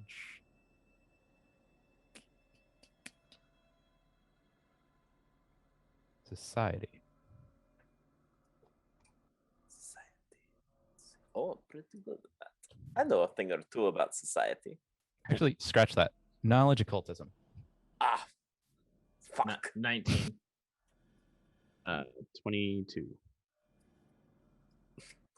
12. You don't recognize the woman. You do, however, recognize the weapon. The weapon seems vaguely familiar. Maybe it's something that you have come across used by someone else, but it seems like a very fine make and very high craftsmanship for that to be the case. It seems like it's a weapon that you might have heard of or perhaps even read about. Hey, you know, We should Ew. take the thing. yeah, I'm beginning to think maybe it won't be that dangerous. Zero, how about you give it a go? I don't like that smile.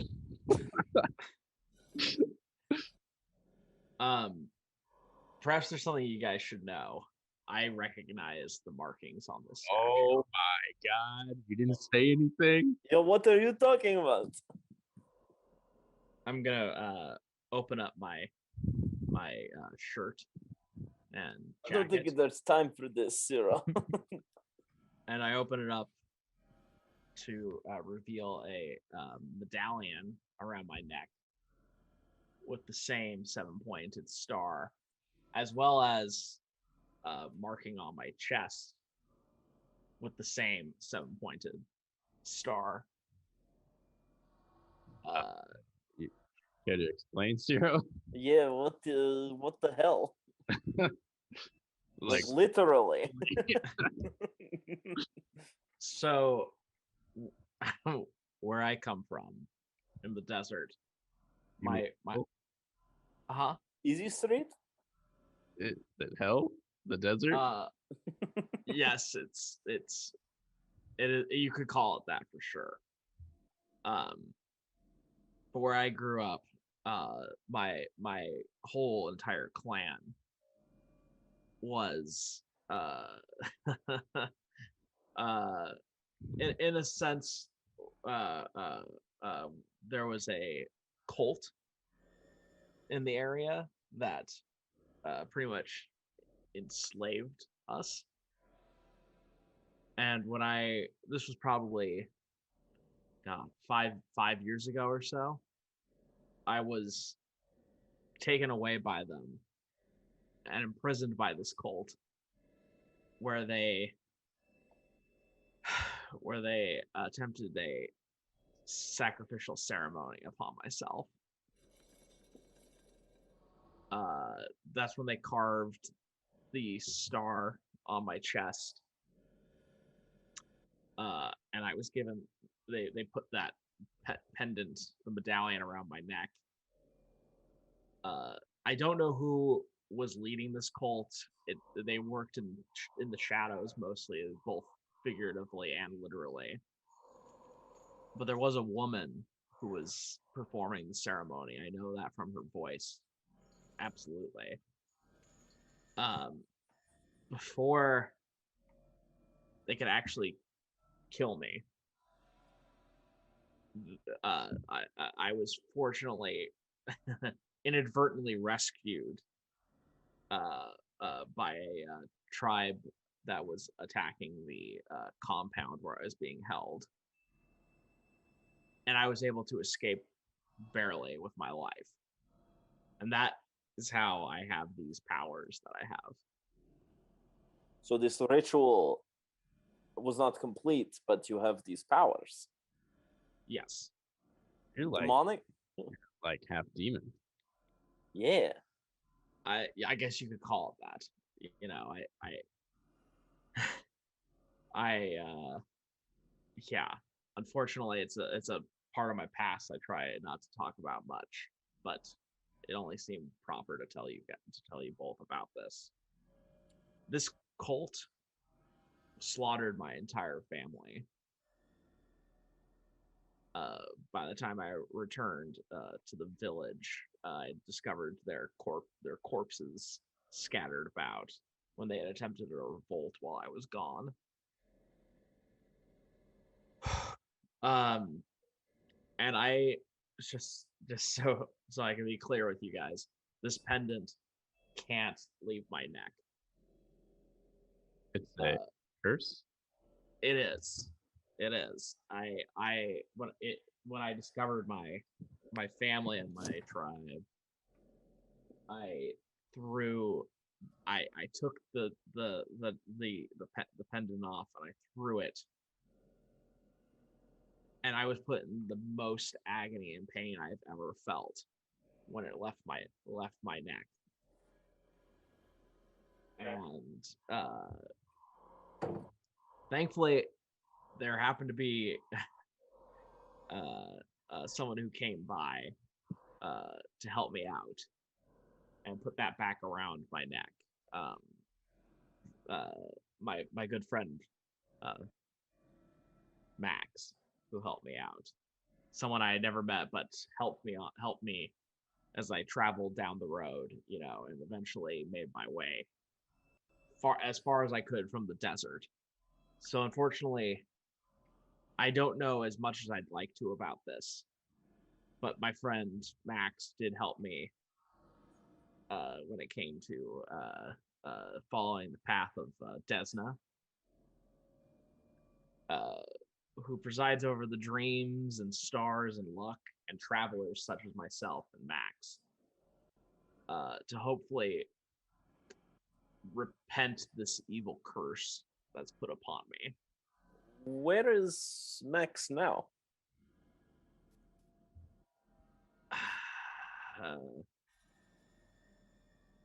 Max and that entire caravan of people that helped me died before I reached the coast here. What killed them?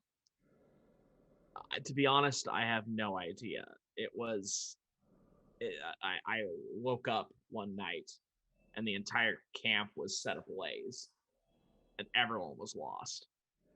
Everybody died. I was the only survivor. That is some deep shit, my friend. Damn. So you're saying, do you know what this cult is called? I do not.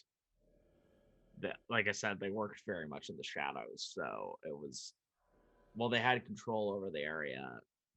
We just knew of them as the cult. So what do you? Damn. Do you think? What should we do? Should we take this weapon? Do you recognize this weapon? I do not. Although I have a feeling we could take it, and maybe upon further examination, we could find out more about it. In fact, if I could perhaps attempt to detect any magic upon the weapon or the statue. Good idea. You don't detect any magic emitting from the statue. You do, however, detect some magic emitting from the weapon itself. Okay, I think I'll take this weapon from the statue. Go ahead and roll a strength check.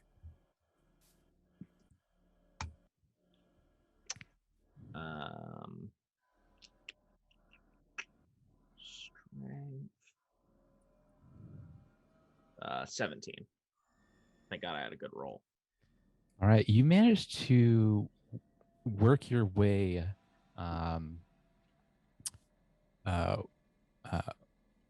work.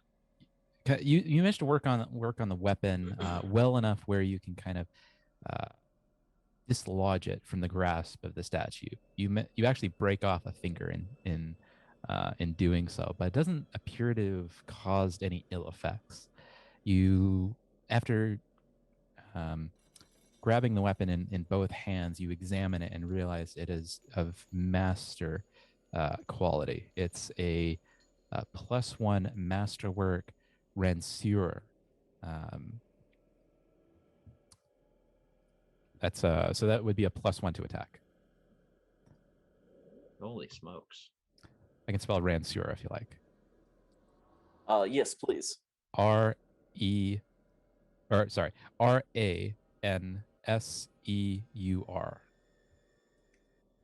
And as I said, it appears to be something similar to a trident with 3 blades on the primary side of the pole arm, with 3 large blades on the primary side of the pole arm, with 3 smaller blades on the reverse side of the pole arm.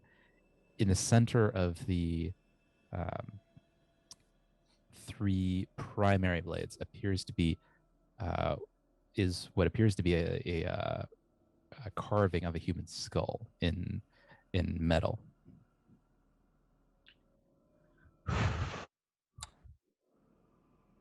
Beyond that, you can't tell much about the weapon. Only that it's of exceedingly exceptional quality. Well, we're definitely taking this.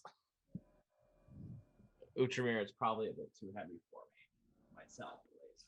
I can take it. Yes. Yeah, it's probably a one bulk. No problem.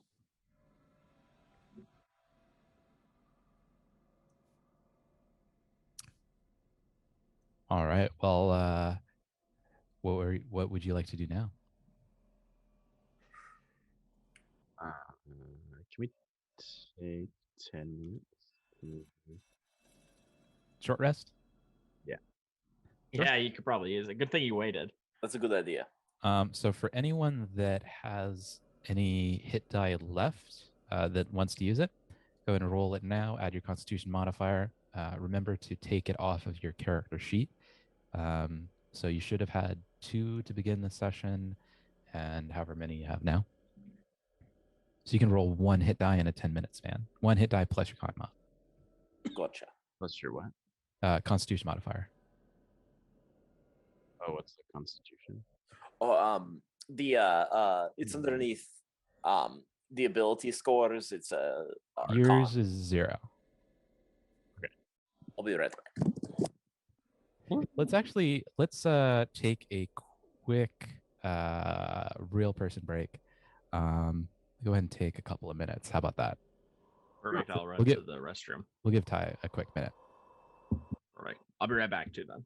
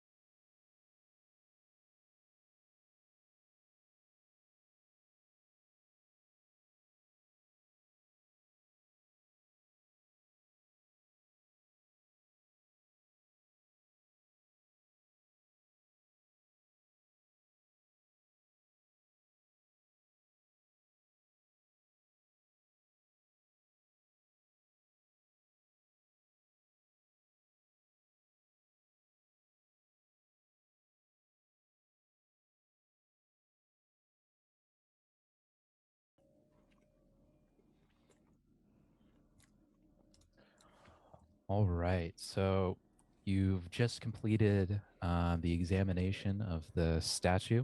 Looks like you found yourself a very fine new weapon to add to the arsenal. You have a couple unexplored chambers still awaiting your exploration. All right. We should venture forward. That's the spirit. um, should we go into the prison area or should we go down one of those hallways? How about I go into the prison here? Since I'm the lightest of all of us. Sure. I'm gonna There's something about the wooden stairs I just do not trust. gingerly walk onto the wood here. Are you okay? As you do so, you hear a sound come from the east to your right. Okay, nope. I take a step back and I close the door. Maybe we should try the other door. Maybe we should go down this hall. This hall, which hall? What we're next to. All right, I'll go down the hall first. Is that door locked or unlocked? It appears to be unlocked. All right. I'm going to put my ear up next to the door again to see if I can hear anything. Roll a perception check. Natural 20. Nice. You hear what sound. Actually, wait. You hear what sounds to be a small flutter of wings, or rather a low volume flutter of wings. Well, nothing ventured, nothing gained. Whoa, whoa, whoa.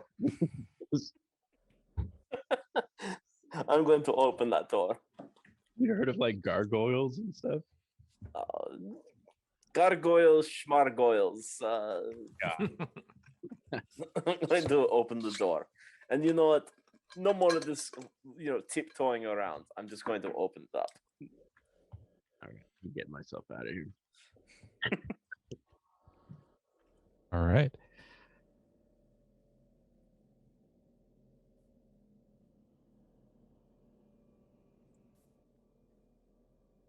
You open up the door, and to your right is a monstrous looking creature. It looks like what appears to be a green monster's head with these insect-like tentacles emerging from its temples and forming a cluster of hair. At where the neck should be, these two gargantuan bat-like wings emerge. Its teeth are rotted and kind of have this eerie green glow emitting from its mouth. This long blue purplish tongue leaks out and kind of riles around like a snake. It has this, but the thing that really kind of grasps you is this green glow that's coming from its eyes, this monstrous green glow. Run away! Roll initiative. 11. Just a moment. 16. Sorry.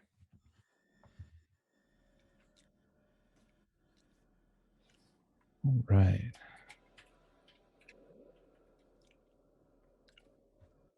All right, Sierra, what's yours? 16?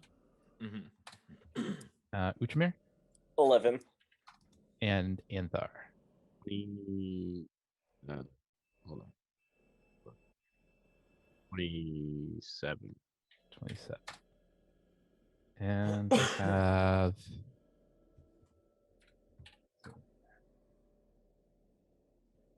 That means we begin with Anthar. What can I do? Jeez. I can't really get around. Can I? Can I shoot it from here?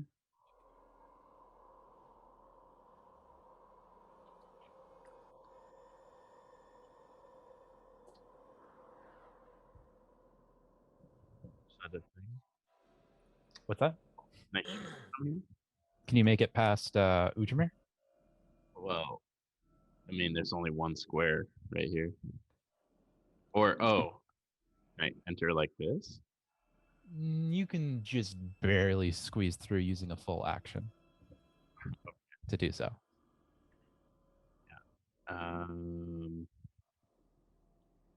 Yeah, I guess I'll shoot it. All right, go ahead. Oh boy, here we go. Oh, here we go. Oh, here we go.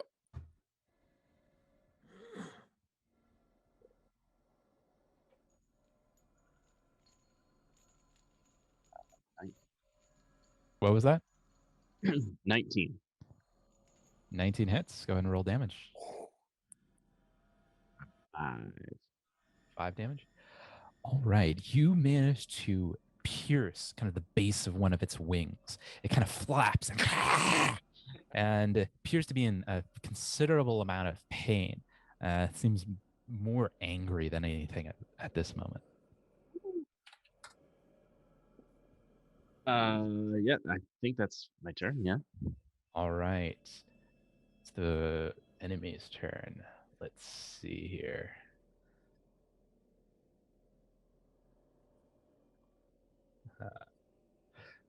Right. Come on, you green ugly bastard. Come at me. Yeah, come at him. As you taunt the creature, it shrieks back. An ear-piercing sound emits from its mouth, only echoed and intensified by the chambers that you find yourself. Everyone roll a fortitude save. Oh shoot! Really? Mhm. Uh-oh. Oh, what do you roll again for that? Sorry. So that's your fortitude. It's a D20 plus your fortitude save. 19. Oh, okay. 23.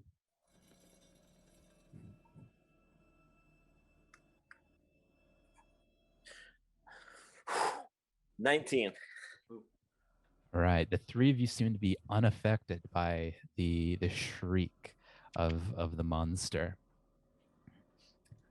It moves forward, or actually, it's adjacent to Utramir, whom which it attacks. Utramir, let's see. This is what you wanted, Ultraman. Come at me. Yes. All right, Utramir, you take 3 damage and roll another fortitude save. Oh my god. 25. Natural 20. All right, you take 3 damage and nothing else. That ends the creature's turn. 0, you're up. Okay. Kind of a tight spot. Yeah. We're in a tight spot here, guys.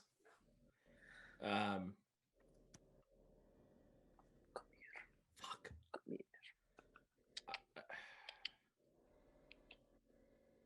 I guess. Fuck. Come here. Ah, good girl.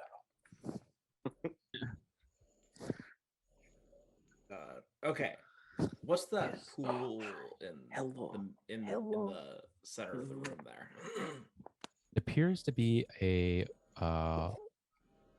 circular pool of.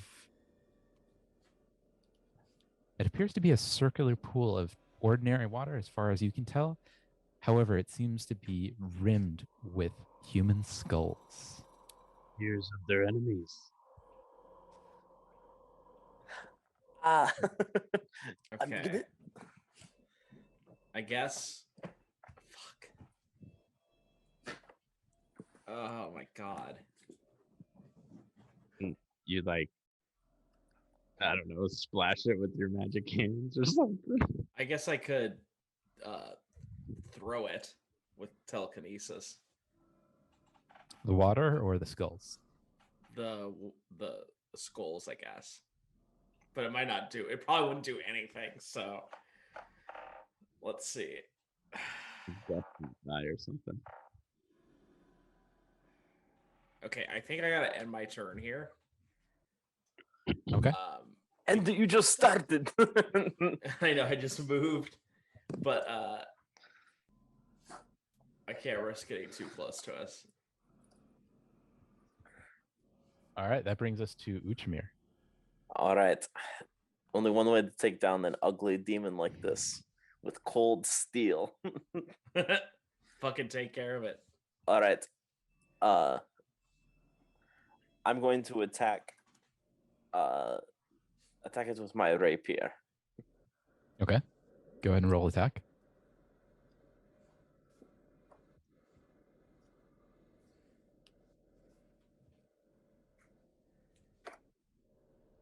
$18. 18 hits. Go ahead and roll damage.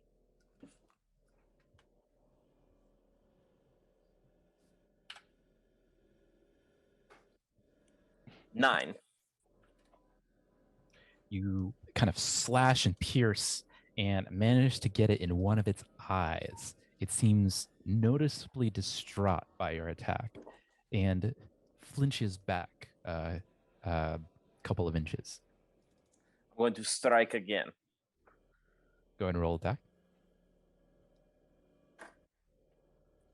Natural 20. Go ahead and roll damage times 2.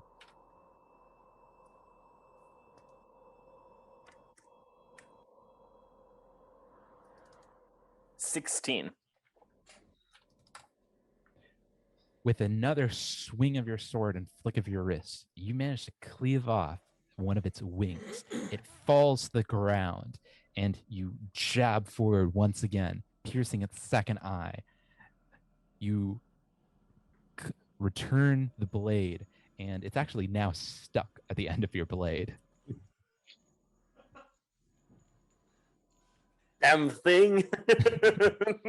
With a little bit of wriggling and lashing your sword about, you manage to dislodge the creature. It falls dead to the ground. Nice.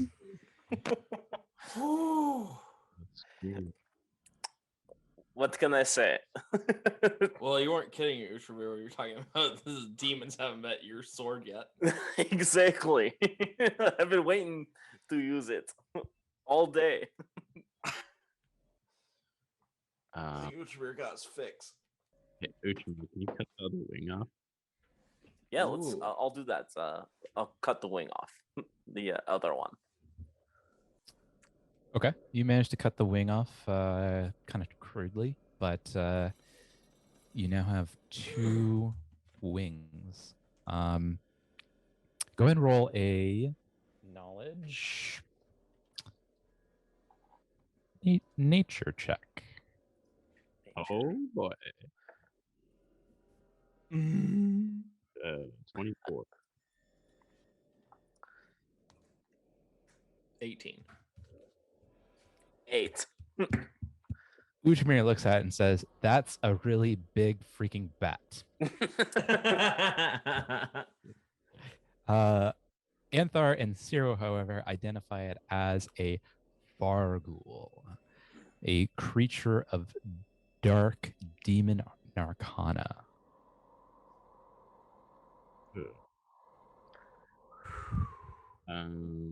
Dark Demon Arcana, huh? Yes. On a night much like tonight. It's the only thing. Good, sorry. Can we collect the eyes? You can try. Glowing eyes. Go ahead and roll a knowledge niche survival check.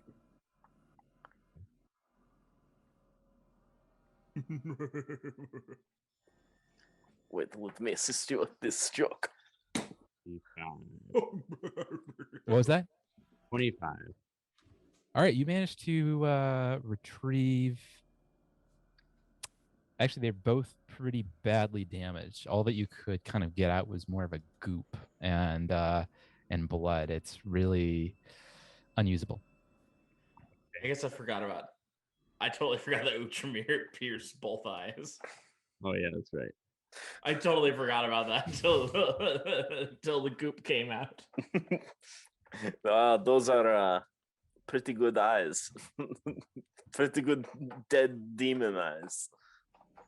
Goopy dead demon eyes. Well, what do you guys say we look through door number 2? Oh, Let's do it. okay. All right. I was a little hasty last time. I'm just going to open it and not step through. Right. Oh, can we also? Is this just water? Is that what that was? Oh yeah.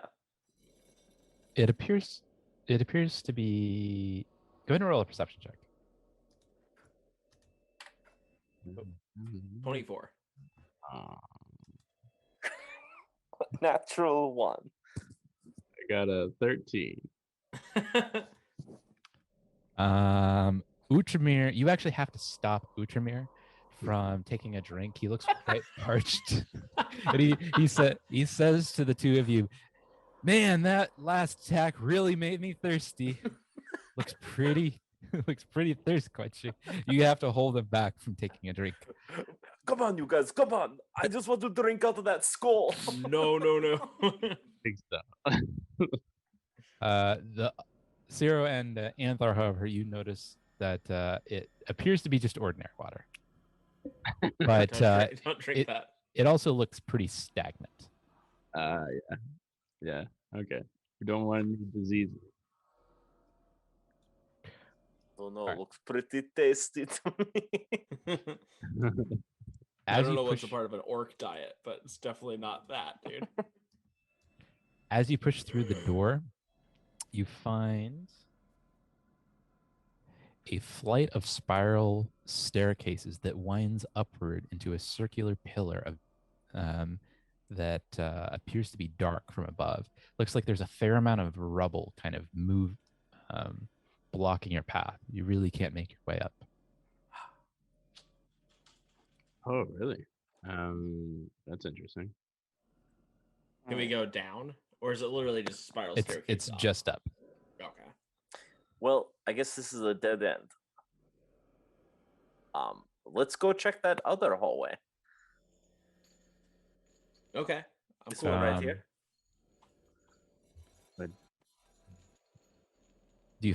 Do the two of you follow? I'll follow.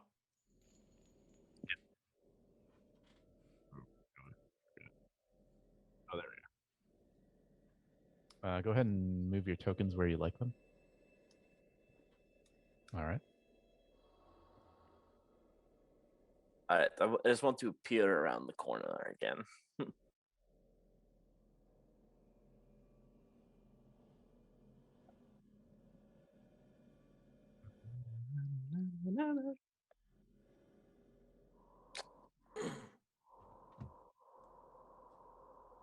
All right. You find a tunnel that winds into what appears to have been once a small shrine. To the northeast, steps lead from a platform of gray stone. Sitting atop the platform is an ancient altar, little more than jagged block of black marble, with a shallow cavity at the top of it.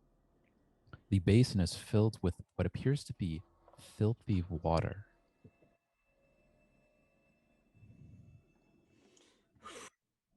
I guess we should go investigate it, huh? Yeah, let's take a look. Damn it. Whoa. Oh, oops. Careful, you two. Don't knock each other over. All right. I'd like to detect if there's magic there. There does appear to be a magical aura emitting from the water. Can you tell if it's good or bad magic? Just if it's magic. Well, that's worth a try. Should we roll a perception check to examine it? You want to examine further? Yeah. Go ahead and roll a knowledge occultism. Huh. Actually, scratch that. Knowledge religion. Oh, whoops. Let's see what that is then. 16. Natural 1, but it moved up to a 6. Oh, we're talking 5. We're talking 5. You, Utramir and Ciro, notice nothing. Anthar, Pretty tasty. you identify it as a religious sort of kind of a dark magic, something similar to unholy water, Oh, but Ooh. but slightly different. what does that mean? You know, I was totally cool with drinking the skull water, but all this unholy water stuff, I'm okay with that.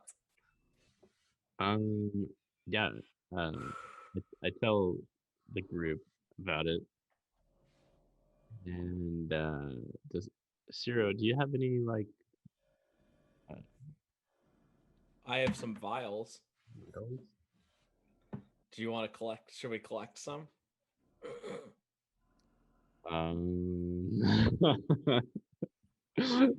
We could have maybe Father Xanthus examine it.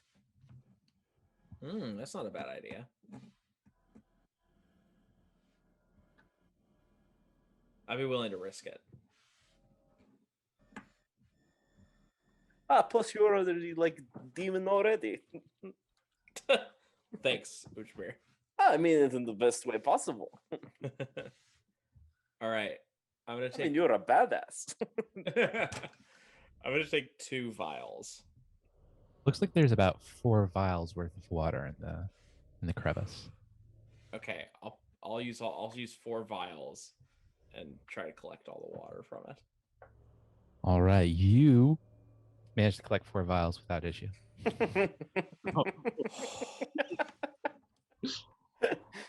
Oh, I was worried Okay. there was gonna be some sort of like extra curse or something. After collecting the vials, you notice that it is similar to unholy water, but appears to be of a waters of a ancient deity. I'll go ahead and let you roll another knowledge religion check, anyone that wants to. Yeah. Sure, let's see. Oh, natural 20, baby. Oh, 20. 7. Oh, 20.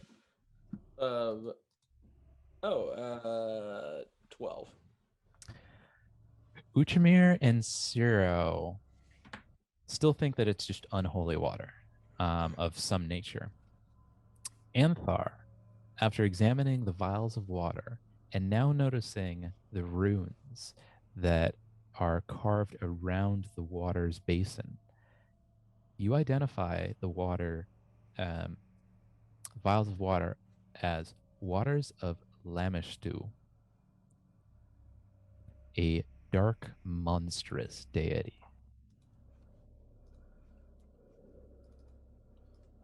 How do you spell that deity's name? Lamashtu,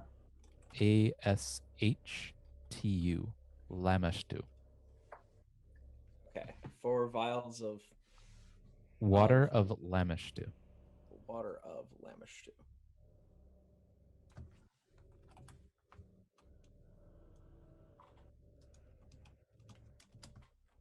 There's properties being unknown to you.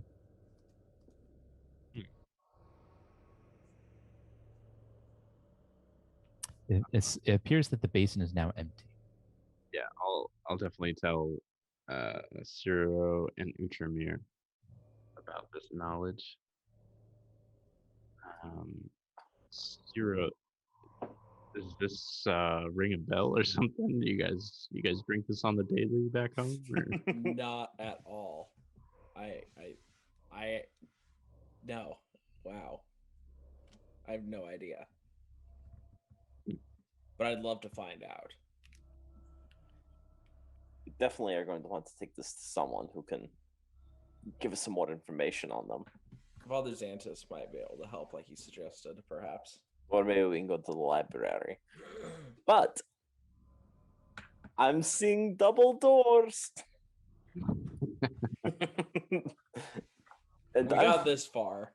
let's open them. Gently.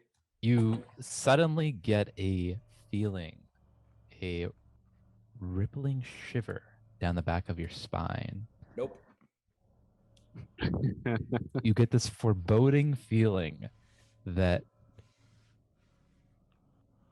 a significant amount of danger lies on the other side of the doors. You know, we could always wait for Kaj. Let's not. Whoa, Utramir. I mean, you've been pumping a lot of bravery, and I think we should definitely go through these doors. You know, usually I would agree with you, but the hands or the hairs on my arms are standing up on end, and I know Mama Utramir would tell me, listen to that and don't go through those doors. I mean, at the same time, though, just imagine how fearful your enemies are gonna be. Oh my god. Okay. I don't think we should go through there. I am pretty much out of magic. Okay, yeah. I pretty much have the I mean, dagger Anthar, now. if you want to open the door, feel free. I'm good though. Absolutely. I'll open the door to the exit. Maybe we should go examine the prison though. Nope. You want to? Sure. Okay.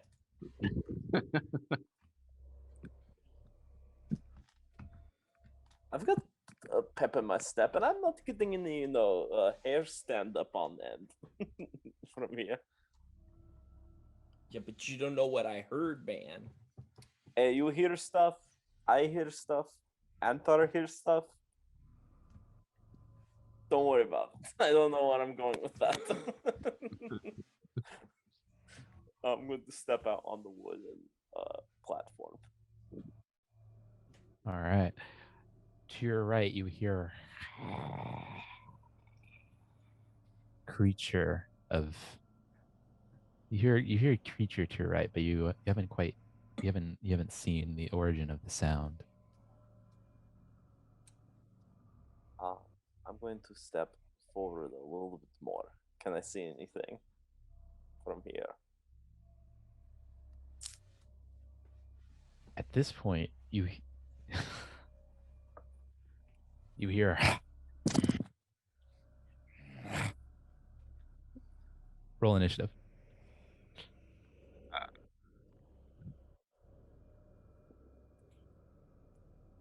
25. Oh, yeah, 25. Natural 20. Ooh, baby. 18.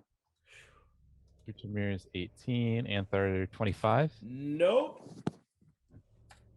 And Syrah, what was yours? 25. All right. I think Zero goes first though, because he rolled a natural. Well, we'll see. Well, in terms of us two. Let's see. No. Yes.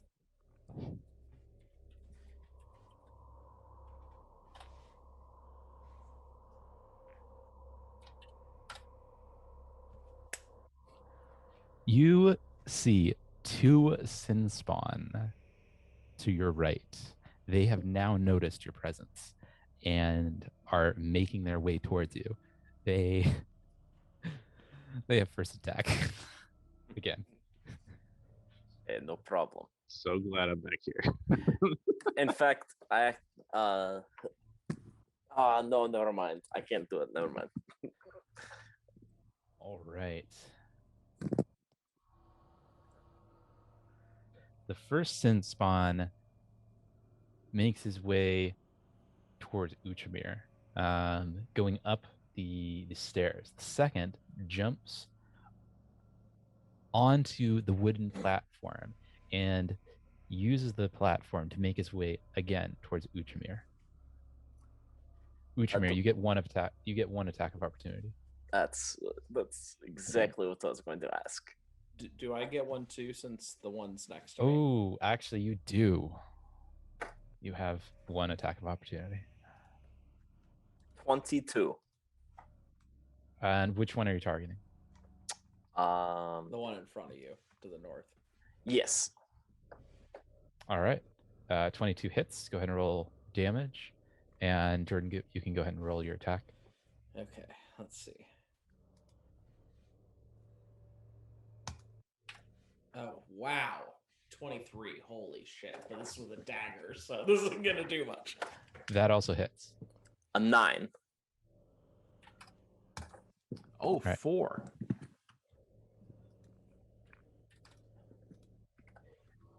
As the two creatures of dark magic move towards you, Uchami, you slash forward and actually manage to slash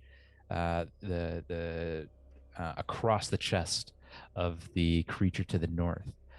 Zero, using your dagger, you lunge forward and manage to cleave off one of the claws of the creature, doing moderate damage.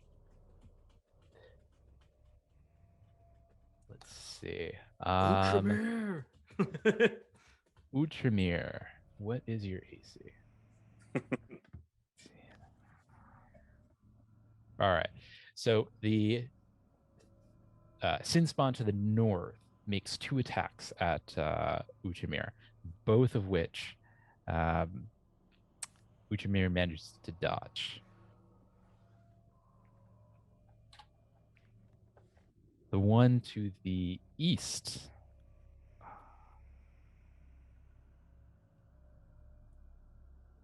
Ooh, okay.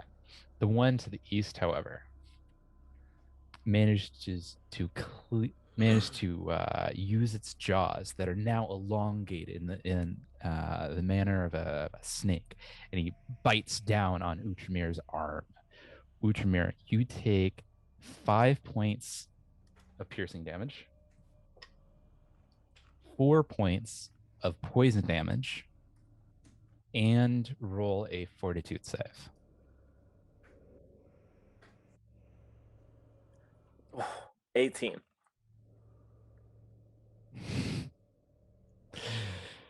You are now sickened, which means that you take -1 to all DC checks. And let's see, I think AC checks as well. Yes, all checks and DCs.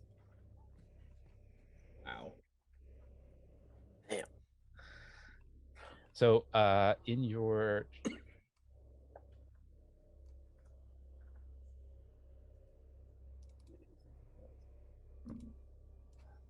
where do we want to put that? Should that go underneath senses or notes? Yeah, go ahead and put it there. Put it in bold, because that's something that you have to get treated to eliminate. What is it again, or what's the exact? Sickened 1. Oh, whoops. Let me make sure that's bold. There we go. All right.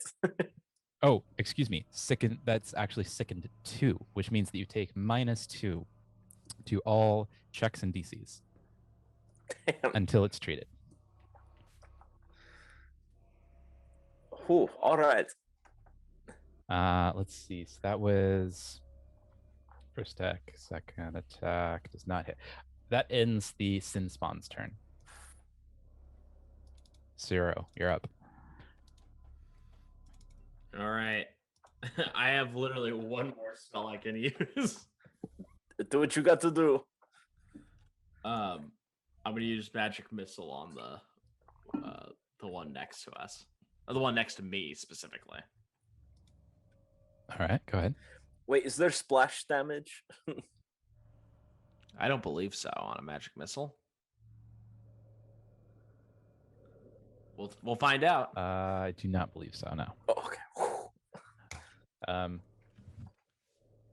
Ooh, you're fuck. you're attacking the one to your right? Yes. Okay, yeah. No splash damage then. Yeah, 2 damage. Does not hit.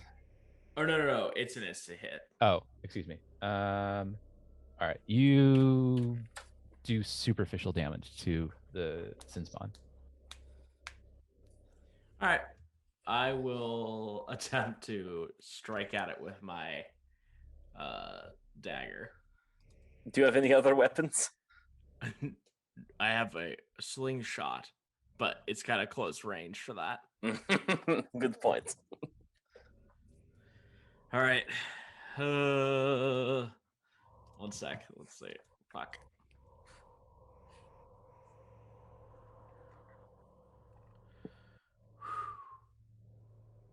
Okay, here we go.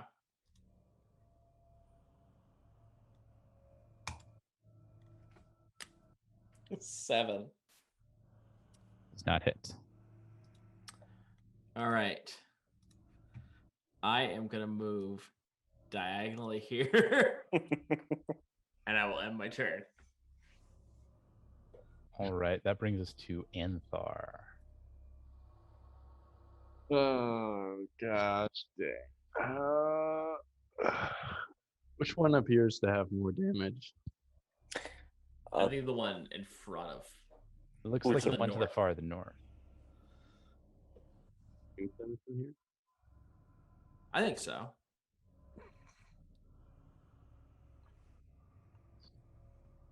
Go for it. Okay.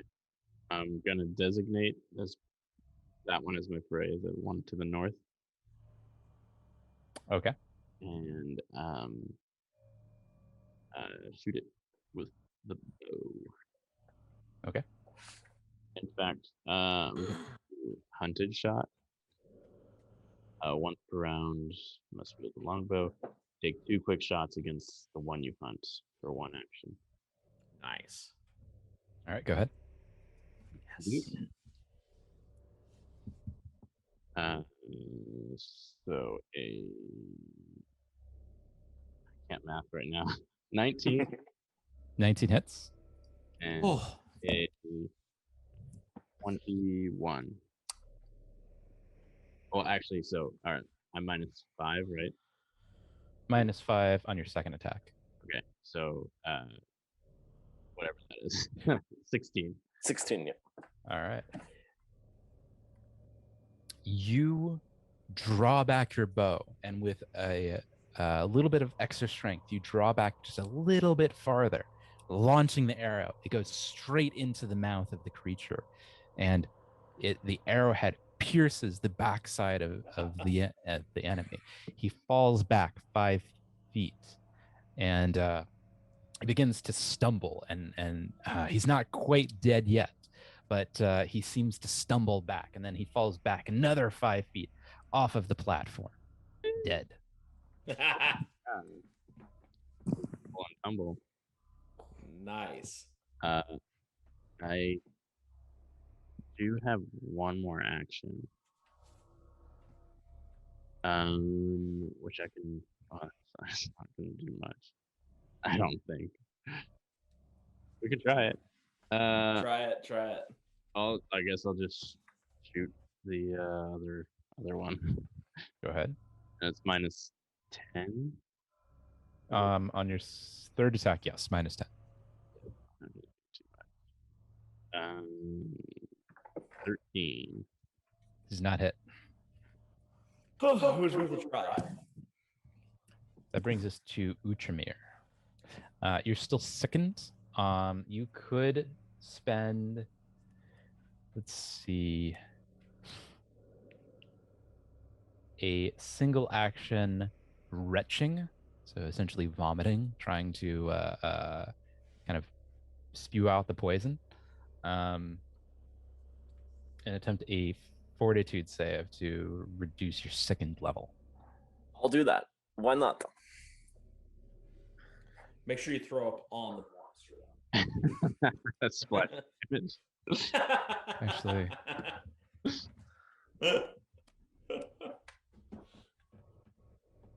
Acid splash.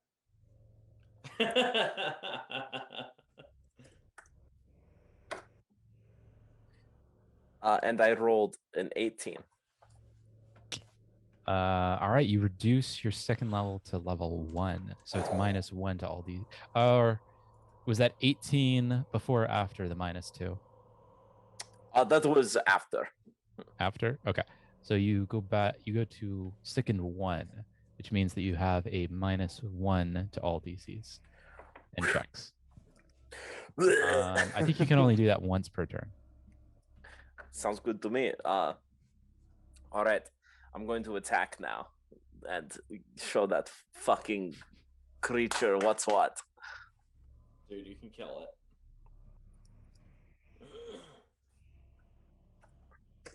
I hope.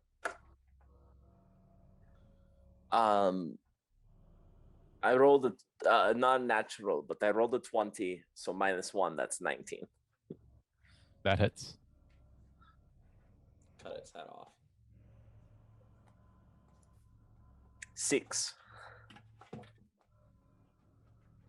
All right, you slash forward with your rapier and manage to cleave the tongue of the creature off, doing a sizable amount of damage. He's now bleeding profusely from his mouth.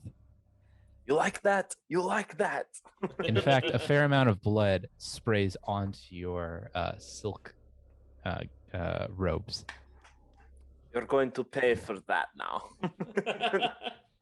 I'll attack one more time. Good.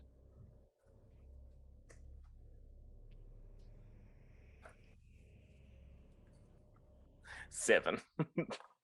Doesn't hit. Well, you tried. Worth a try. All right, that takes some damage. that brings us to the Sinspawn's turn. Sinspawn lurches forward and tries to bite down on Utramir. Utramir, you take 14 points of damage of piercing damage, 4 points of poison damage, and roll another fortitude save. Sorry, can you tell me one more time how much damage I took there? It's 18 total. You're unconscious. Well, that's fantastic, isn't it? Are you unconscious? Yeah. Roll a fortitude save with a -1. 21. Okay. So you're still -1 because you're still sickened 1. Roll another fortitude save to see if you're actively dying. And with a -1. Oh, natural 20. All right. You are stable and your HP goes back to 0. You're still unconscious. Holy shit.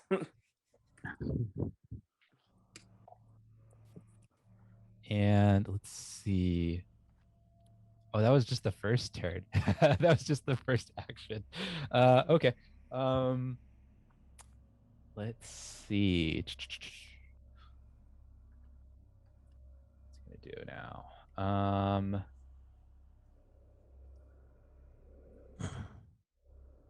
That wouldn't be a night of D&D if I wasn't on my ass. Unconscious. Or near death. All right. The spawn moves 5 feet forward, and since it's only 5 feet, it's considered a stride. You don't get an attack of opportunity. And he goes after Anthar. Anthar, you. Okay. He reaches out with his claws for a claw attack and does 10 points of slashing damage. A bit. And that ends his turn. Oh, shit. 0, you're up. All right, I'm gonna slash at it with my dagger. All right, go ahead. Oh fuck! 6. Doesn't hit. Okay, I'm gonna try again. Go ahead. -5. Mhm.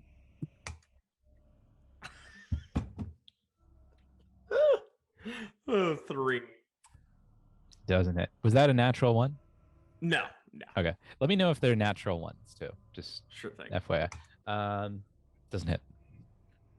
Okay. Fuck. I mean, I'll shoot for the moon and hope I get something good on this last strike. Natural 20. Natural 20.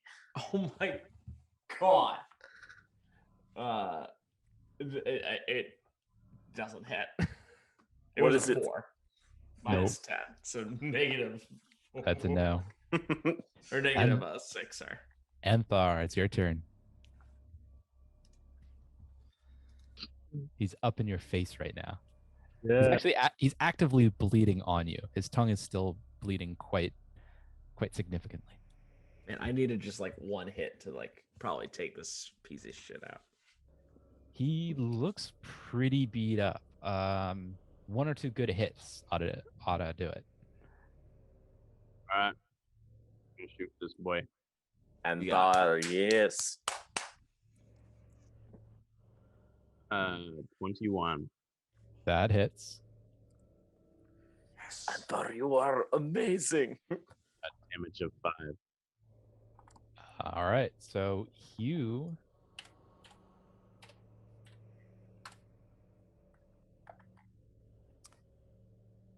Using your bow? Yep. All right.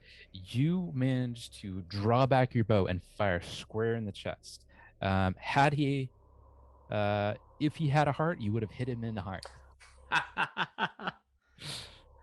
Alas, he has no heart, so he's still alive, but only just.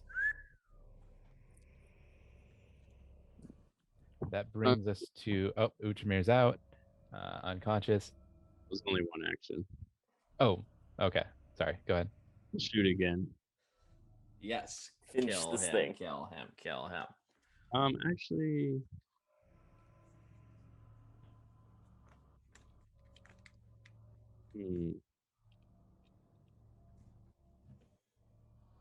No. Yeah. No. I'll shoot again.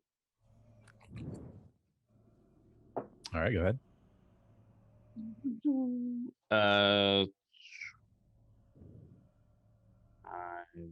17. That hits.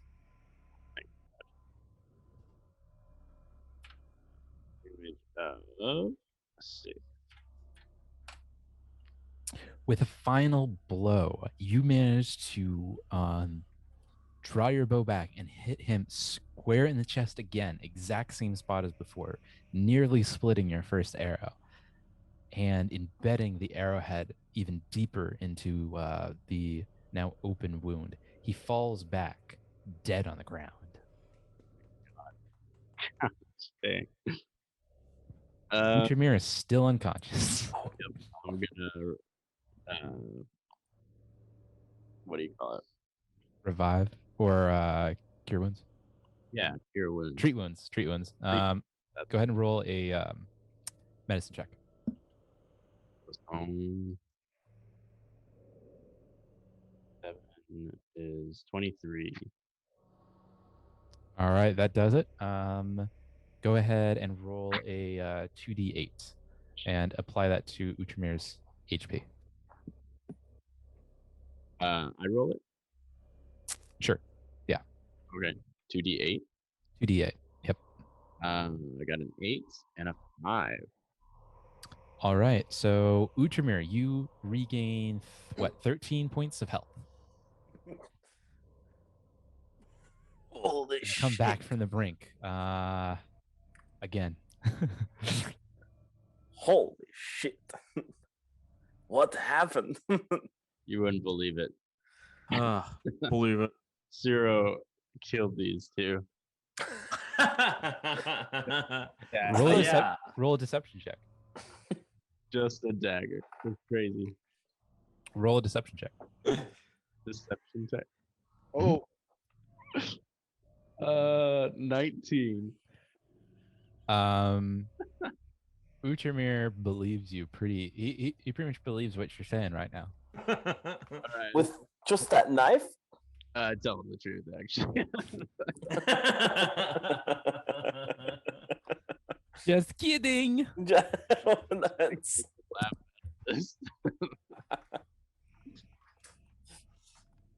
Check these cells. Yeah, let's do that.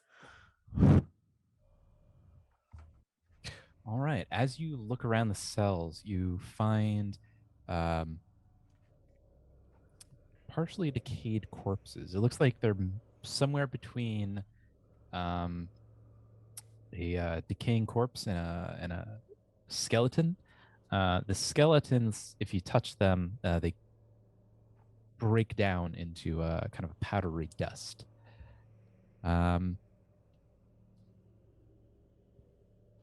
Roll. You don't really find much in the way of valuable items, however. Makes sense. Being a prison and all. I don't know. Smuggle stuff. True. Maybe there's some I was just thinking about uncomfortable bum watch. Should we investigate what's going on at the end of this ramp here? Sure. I don't know if I can hop down there. All right.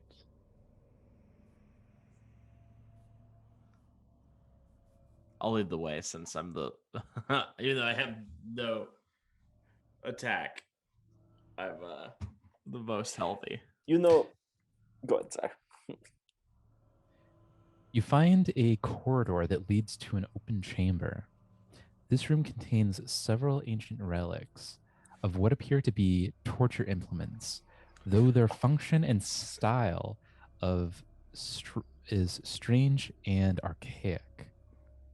In the corner is a spiral cage of spikes protruding inward from iron bars. On another stands what appears to be a star-shaped wooden frame. Its surface is studded with hooks. And in the center of the room is a long table covered with leather straps and another number of cranks which seem to be designed to rotate and swivel. It appears to be a dilapidated torture room. Kinky. Don't you stop escaping.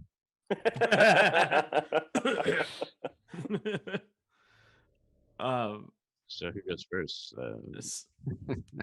You go first. I go first. What is this, Cyril? You know, maybe since you don't have any magic, it says we're low on health. Maybe we should turn around now. No. Could at least put our ears to the door. Yeah, True, come on, true. Zero. I mean, Utramir. You're Zero. I'm Zero. Ultramir. All right, Are you looking south or eastward? let's go south. We'll go east. All right, we'll start with south.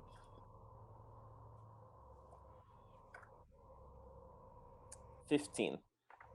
-1, so that's 14.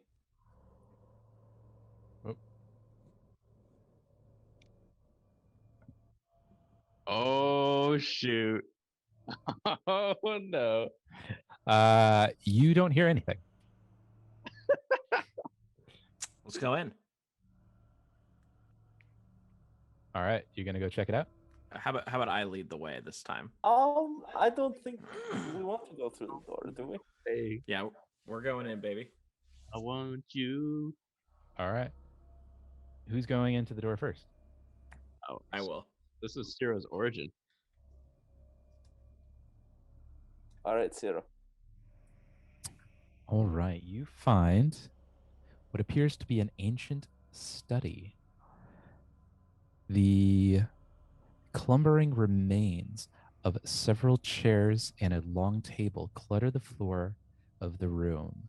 On the south, to the south, stand 3 stone doors, each bearing a strange symbol that resembles a 7-pointed star. Okay. I'm going to Door examine number the one or door. two, 1, 2, or 3. I'm going to do door number 1, the one I'm in front of. I'll look at door number 2. Tell me, door number 3.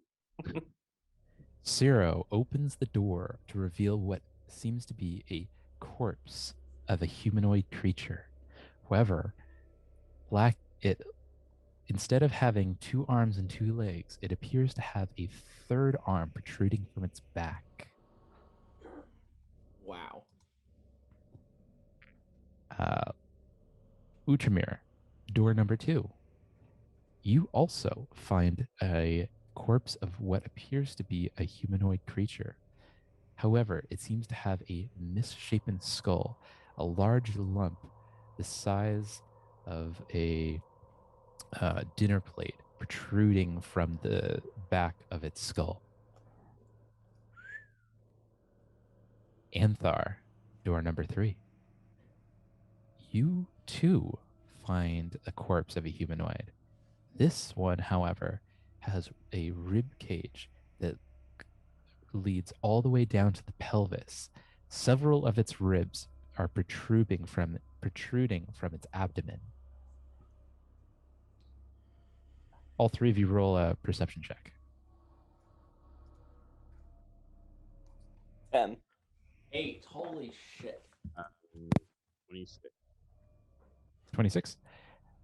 Anthar, you find as you kind of rummage through the rubble, you find a scroll of flaming sphere. What is that?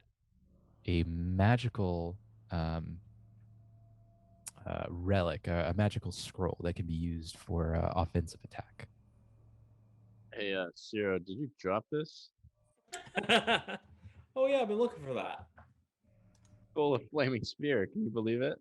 I knew I left it somewhere around here. What is this? I guess it's a bit of magic I could potentially learn. It is, in fact, actually. Ooh. Do you mind if I take it? I guess I can't really do magic that I know of. What's the name of the spell again? Sorry. A scroll of flaming sphere. Oh, scroll. I heard skull. Oh, that is awesome. It's a skull.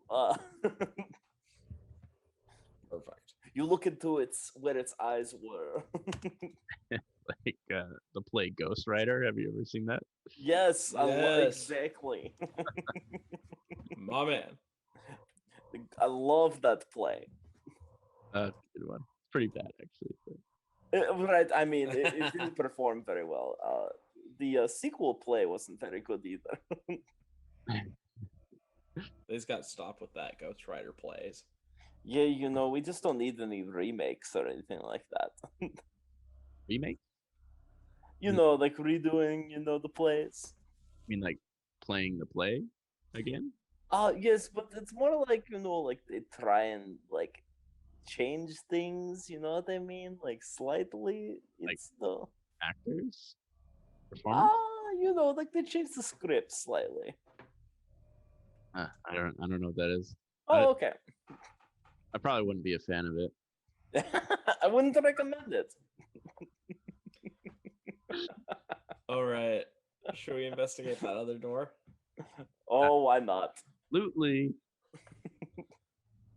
I'll go up to it, and I'm gonna I'm gonna open it but not go through. Okay.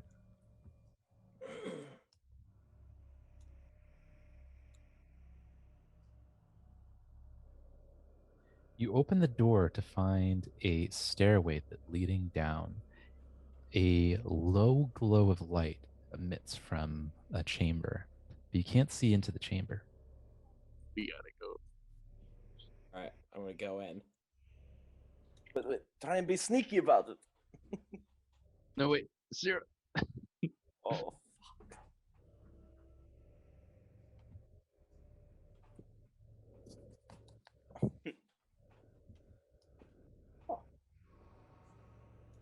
Oh, no. The ceiling of this strangely cold chamber arches in a vaulted height 20 feet in height. The floor contains 11 wooden lids strewn horizontally over 11 5-foot wide pits in the ground. From the darkness within these pits echo a strange shuffling sound, and ever so often you hear a low moan. On the far side of the chamber, you see a creature of familiar foreboding, a goblin, a wretched, monstrous goblin, clutching a magical longsword in one hand, a silver dagger in another, and a axe in a third hand. Oh. Oh. All right, we're leaving. Roll initiative.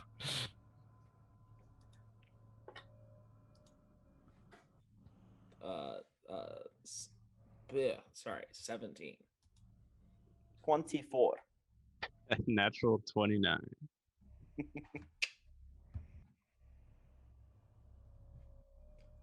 So the plan is we run away from this thing. Yes. Or at least get into the open room. Like, yeah. Yeah, we're running for the exit. We can't possibly take this on in our current conditions.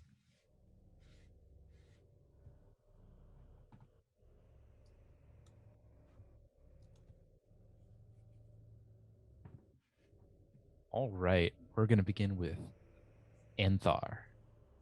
Let's get out of here.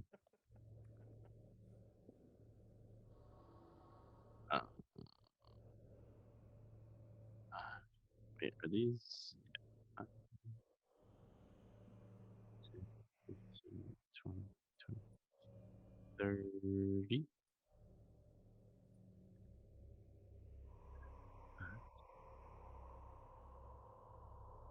30. And oh god, this is chasing music.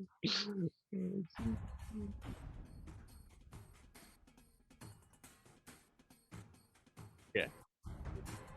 End my turn here. No, this is intense. All right. 25.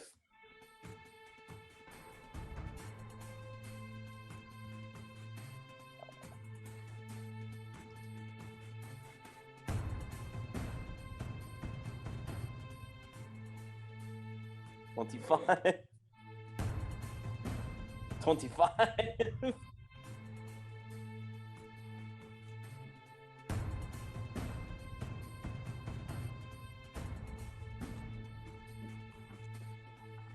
All right.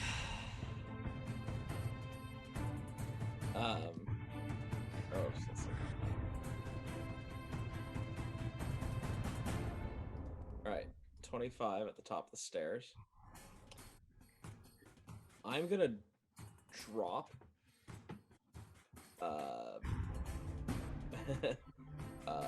caltrip. Caltrip. Cantrip? A cantrip? No, a caltrip. Caltrop. Caltrop. All right, that'll take an action. Yep. Okay. I'm gonna drop it in front of me, on the stairs. In front of you. Okay. Or not, or down the stairs in a sense. So Gotcha. behind you. Yeah. What is a caltrop? It's like a spiky, pretty much just like, I think it's like 4 points and 3 stick down and 1 sticks up. Oh, interesting. Okay. You gotta Exactly. you gotta speak up a little bit, Anthar.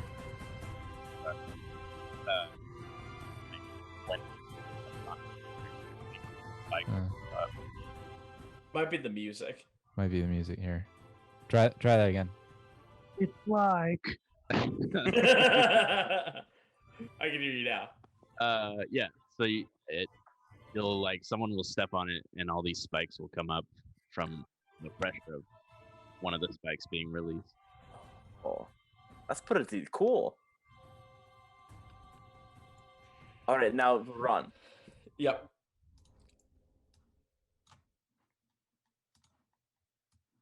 $25. Okay. That's the end of my turn.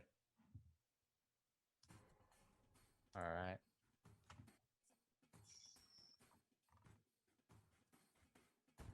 Turn this up low.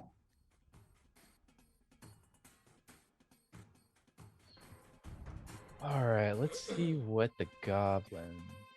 So that brings us Uchmir, Yari. You guys. All right, that brings us to the goblin. Let's see what the goblin's doing. Nilbog. It's goblin spelled backwards.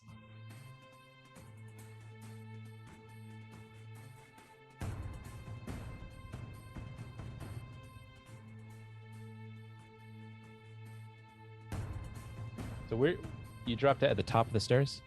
Yep. Okay.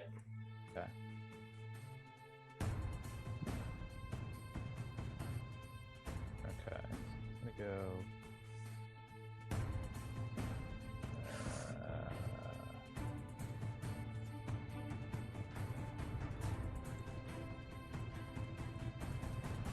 So what's the damage on that?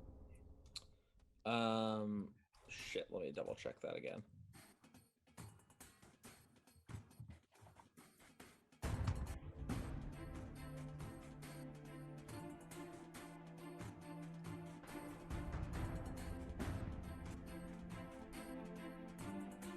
Let's see here.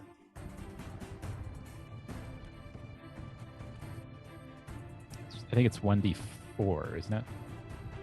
I think so. I'm just gonna verify in the book real quick. 1d4 piercing damage and 1 persistent bleed damage. Okay. So go ahead and roll a d4 then. Or I'll go ahead and roll a d4 since it's Okay, so he takes 3 damage from your caltrop. Turn this down just a hair. But he still makes his way up to the top of the stairs. Go back one. And he...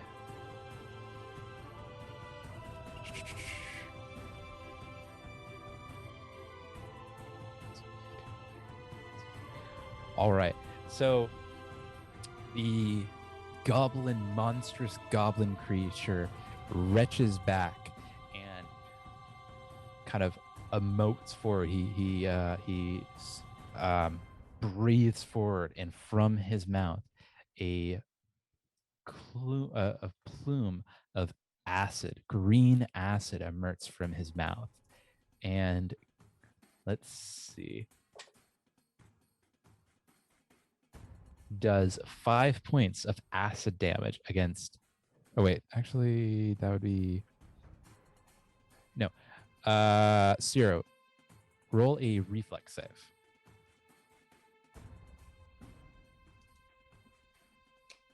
$17. All right. You get 2 points of acid damage. Thank God. That ends the goblin's turn. Brings us to Anthar.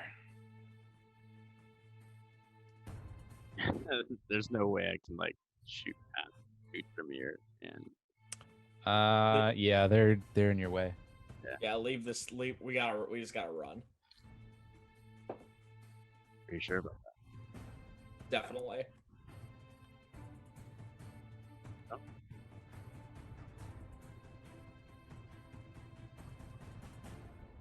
that what you're gonna do? Here I'm thinking real quick. Okay. If you guys have any traps,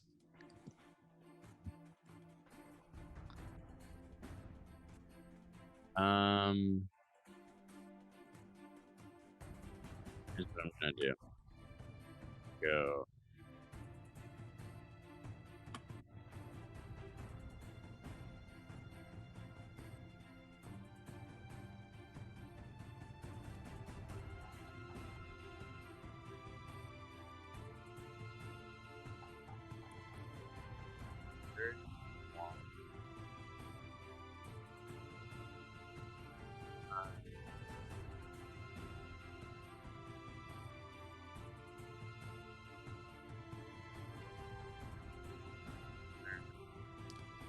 We're having some. At least I'm having trouble hearing you, Anthar. Can you speak up a little bit? Sure. Yeah, I'm gonna end my turn. Right here. No, keep running. What? Are you sure? We need to get the fuck out of here. I mean, I can damage it while you guys run straight down all the way to the old tunnel. Oh. All right. Oh. Okay. Yeah, I don't think it could catch me. At least I hope not. that's a good point. All right. All right.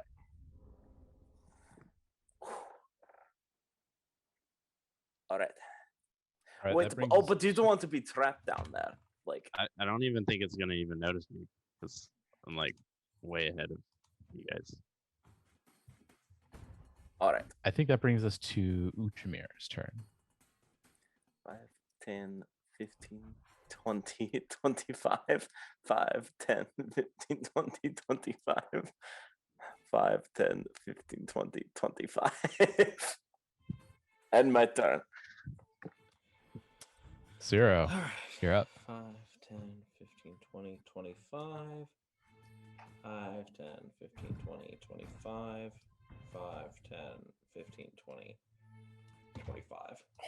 All right. Brings us to the goblin. After a couple of moments, it appears that the goblin is not committing to the pursuit.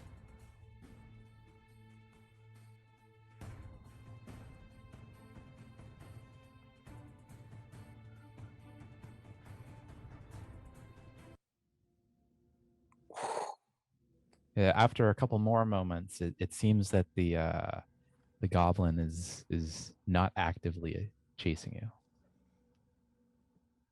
you. What do you guys say? Let's get back to the tavern. No, Inn. let's kill this thing. Oh, we don't. No. Oh yeah. I'm drawing the line here. No. We got it. We don't got it. Yes, we I did.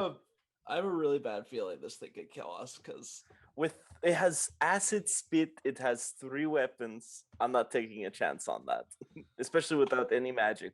There, I'll just like shoot it from afar, get it really mad, and just kind of, draw damage away from it slowly but surely. I don't think it's a good idea at all. Oh yeah, it's a good idea.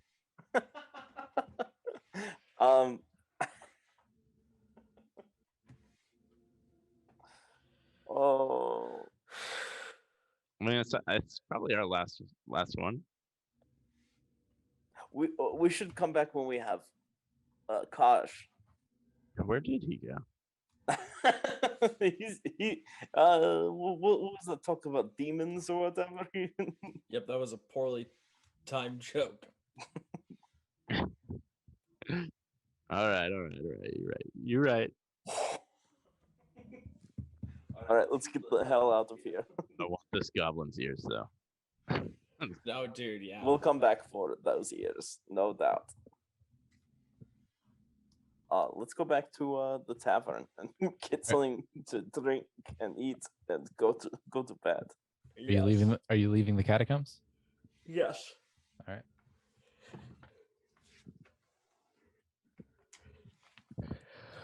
All right. You make your way from the catacombs and make your way back to the glassworks. At this point, it's kind of the wee hours of the morning. You spent most of the night in the dungeons and in the catacombs. Looks like the sun is just beginning to rise as you emerge from the underground labyrinth.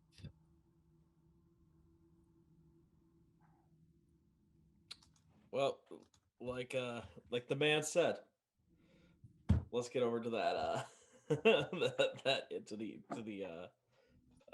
rusty dragon. All right. You make your way towards the Rusty Dragon, and it looks like they're just beginning to open up the bar and beginning to serve breakfast in the morning. Looks like there's not too many people up at this hour. It's just at the break of dawn. People seem to be either kind of in the market or off to work, tending the fields. Not too many people are drinking at this hour. I'm going to walk up to the bar. Actually, forget that. I'm just going right to my room and going to bed. I have died, almost died once tonight. I'm not going to have any time for anything else. We should probably get nourished up. Feel free. Okay. You know who does wake up at this hour? What-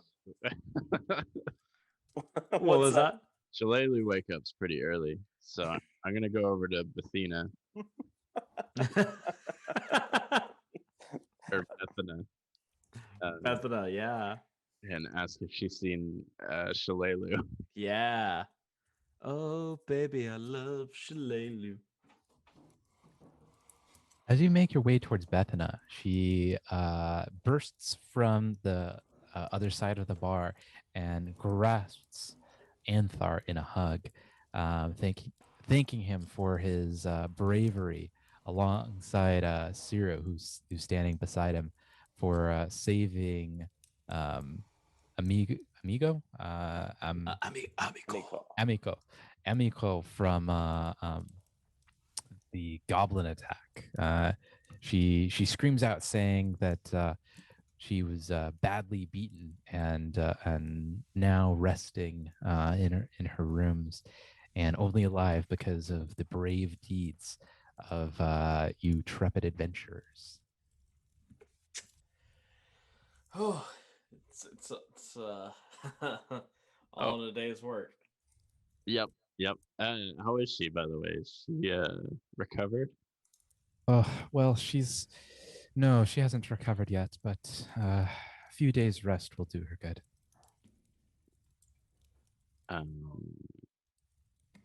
Should we go talk to her? Well, she's resting now. I think she really needs it. I don't think you should disturb her just yet. Give her a day or two.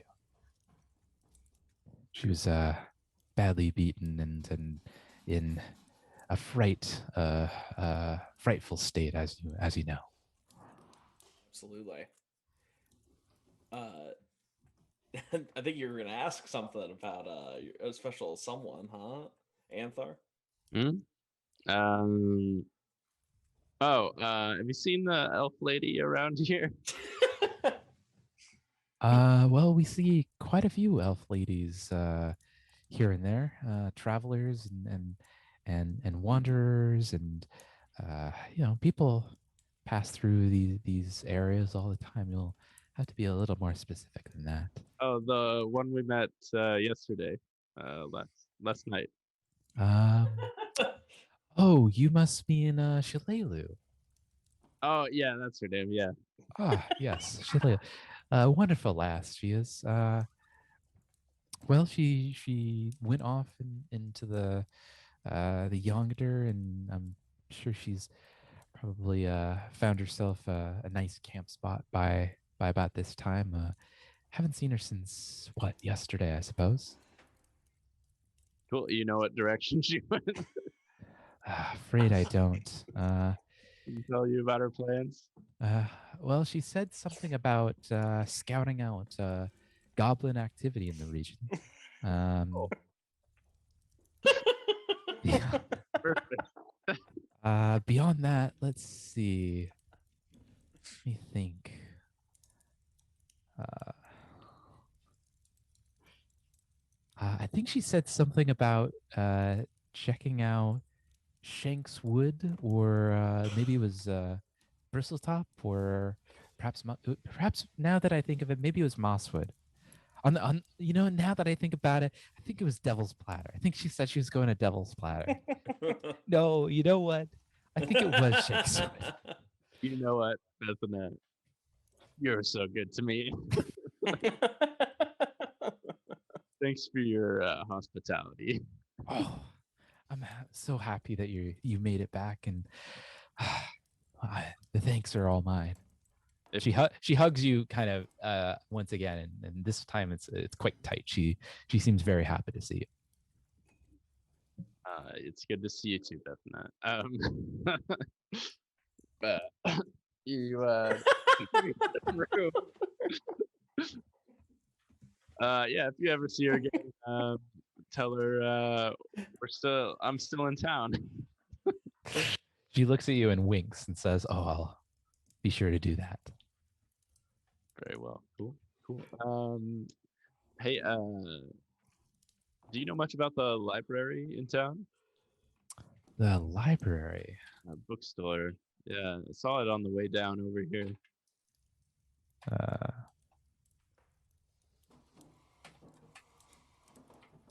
the library, you say? It had a funny name to it. I forget what it was called. I saw the sign, but I didn't really read it. Curious Goblin? Let's see. Well, not much of a reader myself. However, I seem to remember something about what was it now? Ah, yes, I remember. The Are you referring to the House of Blue Stones, the monastery and library? Oh yeah, I think that's what it was. That sounds familiar. Oh, right. I remember now.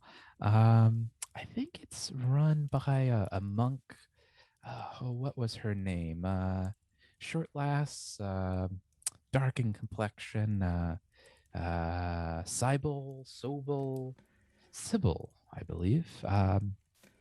Don't frequent the library much myself, but um, I hear that anyone seeking knowledge that uh, uh, meets her um, requirements, I suppose you could say, to access the library are welcome. But beyond that, I can't say much. Don't really go there too often. See her in the market every once in a while. Just a name like the Curious Goblin. I mean, you think they know much about goblins? Oh, the Curious Goblin, the bookshop. Oh, that yeah. Ah, yes. Yes, they yeah, if your interests lie more in the purchase of books as opposed to reading and enjoying, certainly they have something of interest. Interesting. Huh. Well, thank you so much. I'm gonna turn to Ciro and well, yeah, Ciro, you're still here, yeah? Mm-hmm. What do you say you show me around if you're interested to going to the magic shop? and learning that new if they can tell you anything about your new scroll. I might have to hit the sack just so I can kind of rest up. I know I'm not too damaged, but you might want to consider doing it too. Yeah, that's probably true. I'm kind of beat up. Get our strength back and get my magic back. I always feel weird without my magic these days, at least. Sure. Yeah, that makes sense. All right. The two of you join Utramir in the rooms that have already been prepared for you. Fresh linens have been laid for your beds for the two-bedroom beds made for you. And you enjoy I would say a full night's sleep. However, it seems that you're going to bed at about 6 or so in the morning. And I think that's probably where we're going to go ahead and end it for tonight. So, yeah. All right. I think you guys you guys had a hell of a time in that the catacombs, didn't you? That was great. Woo! That was great. Yeah. Excellent night. Excellent night. I didn't expect us. I really thought we were gonna mess around to the town. But then it was like, oh, let's go check this out. And then, I kept pushing. No, let's keep going. No, keep going. No, it was It was excellent. It was awesome. Excellent. And thank you all who were here to view it on our stream tonight. Yeah. It's great to have people, viewing. Let's get some more. Let's get some more comments going in the chat. Let's get our chat up and running. Know what I mean? And make sure to hit that follow button. We got a raid request from our mods, Little Introvert and X Cheddars. Ooh, let's see. How do we raid? Oh yeah, how do we do that? That is a good question. Oh, bless you. Oh, bless you again. Oh yeah. I'm not sure how to raid someone.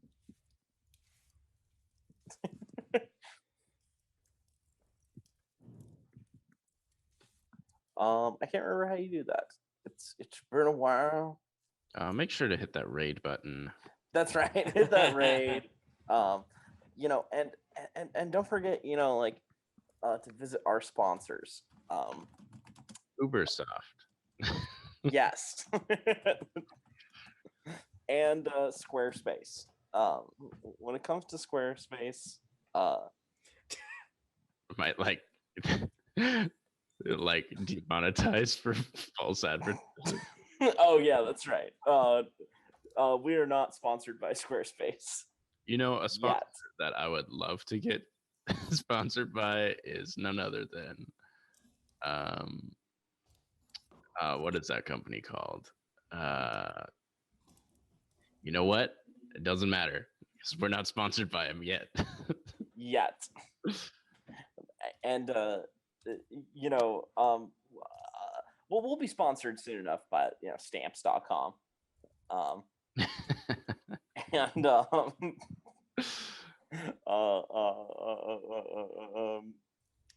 Harry's Razors.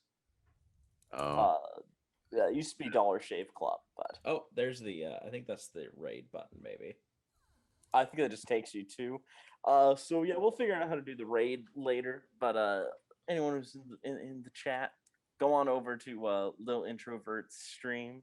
He's kicking ass, taking names, on Apex Legends. Great streamer. And thank you all again for joining us. Yeah, seriously. Thank you, everybody. Yes, thank you so much. Don't mention it ever. Ever? Again. or we'll beat you up. All right.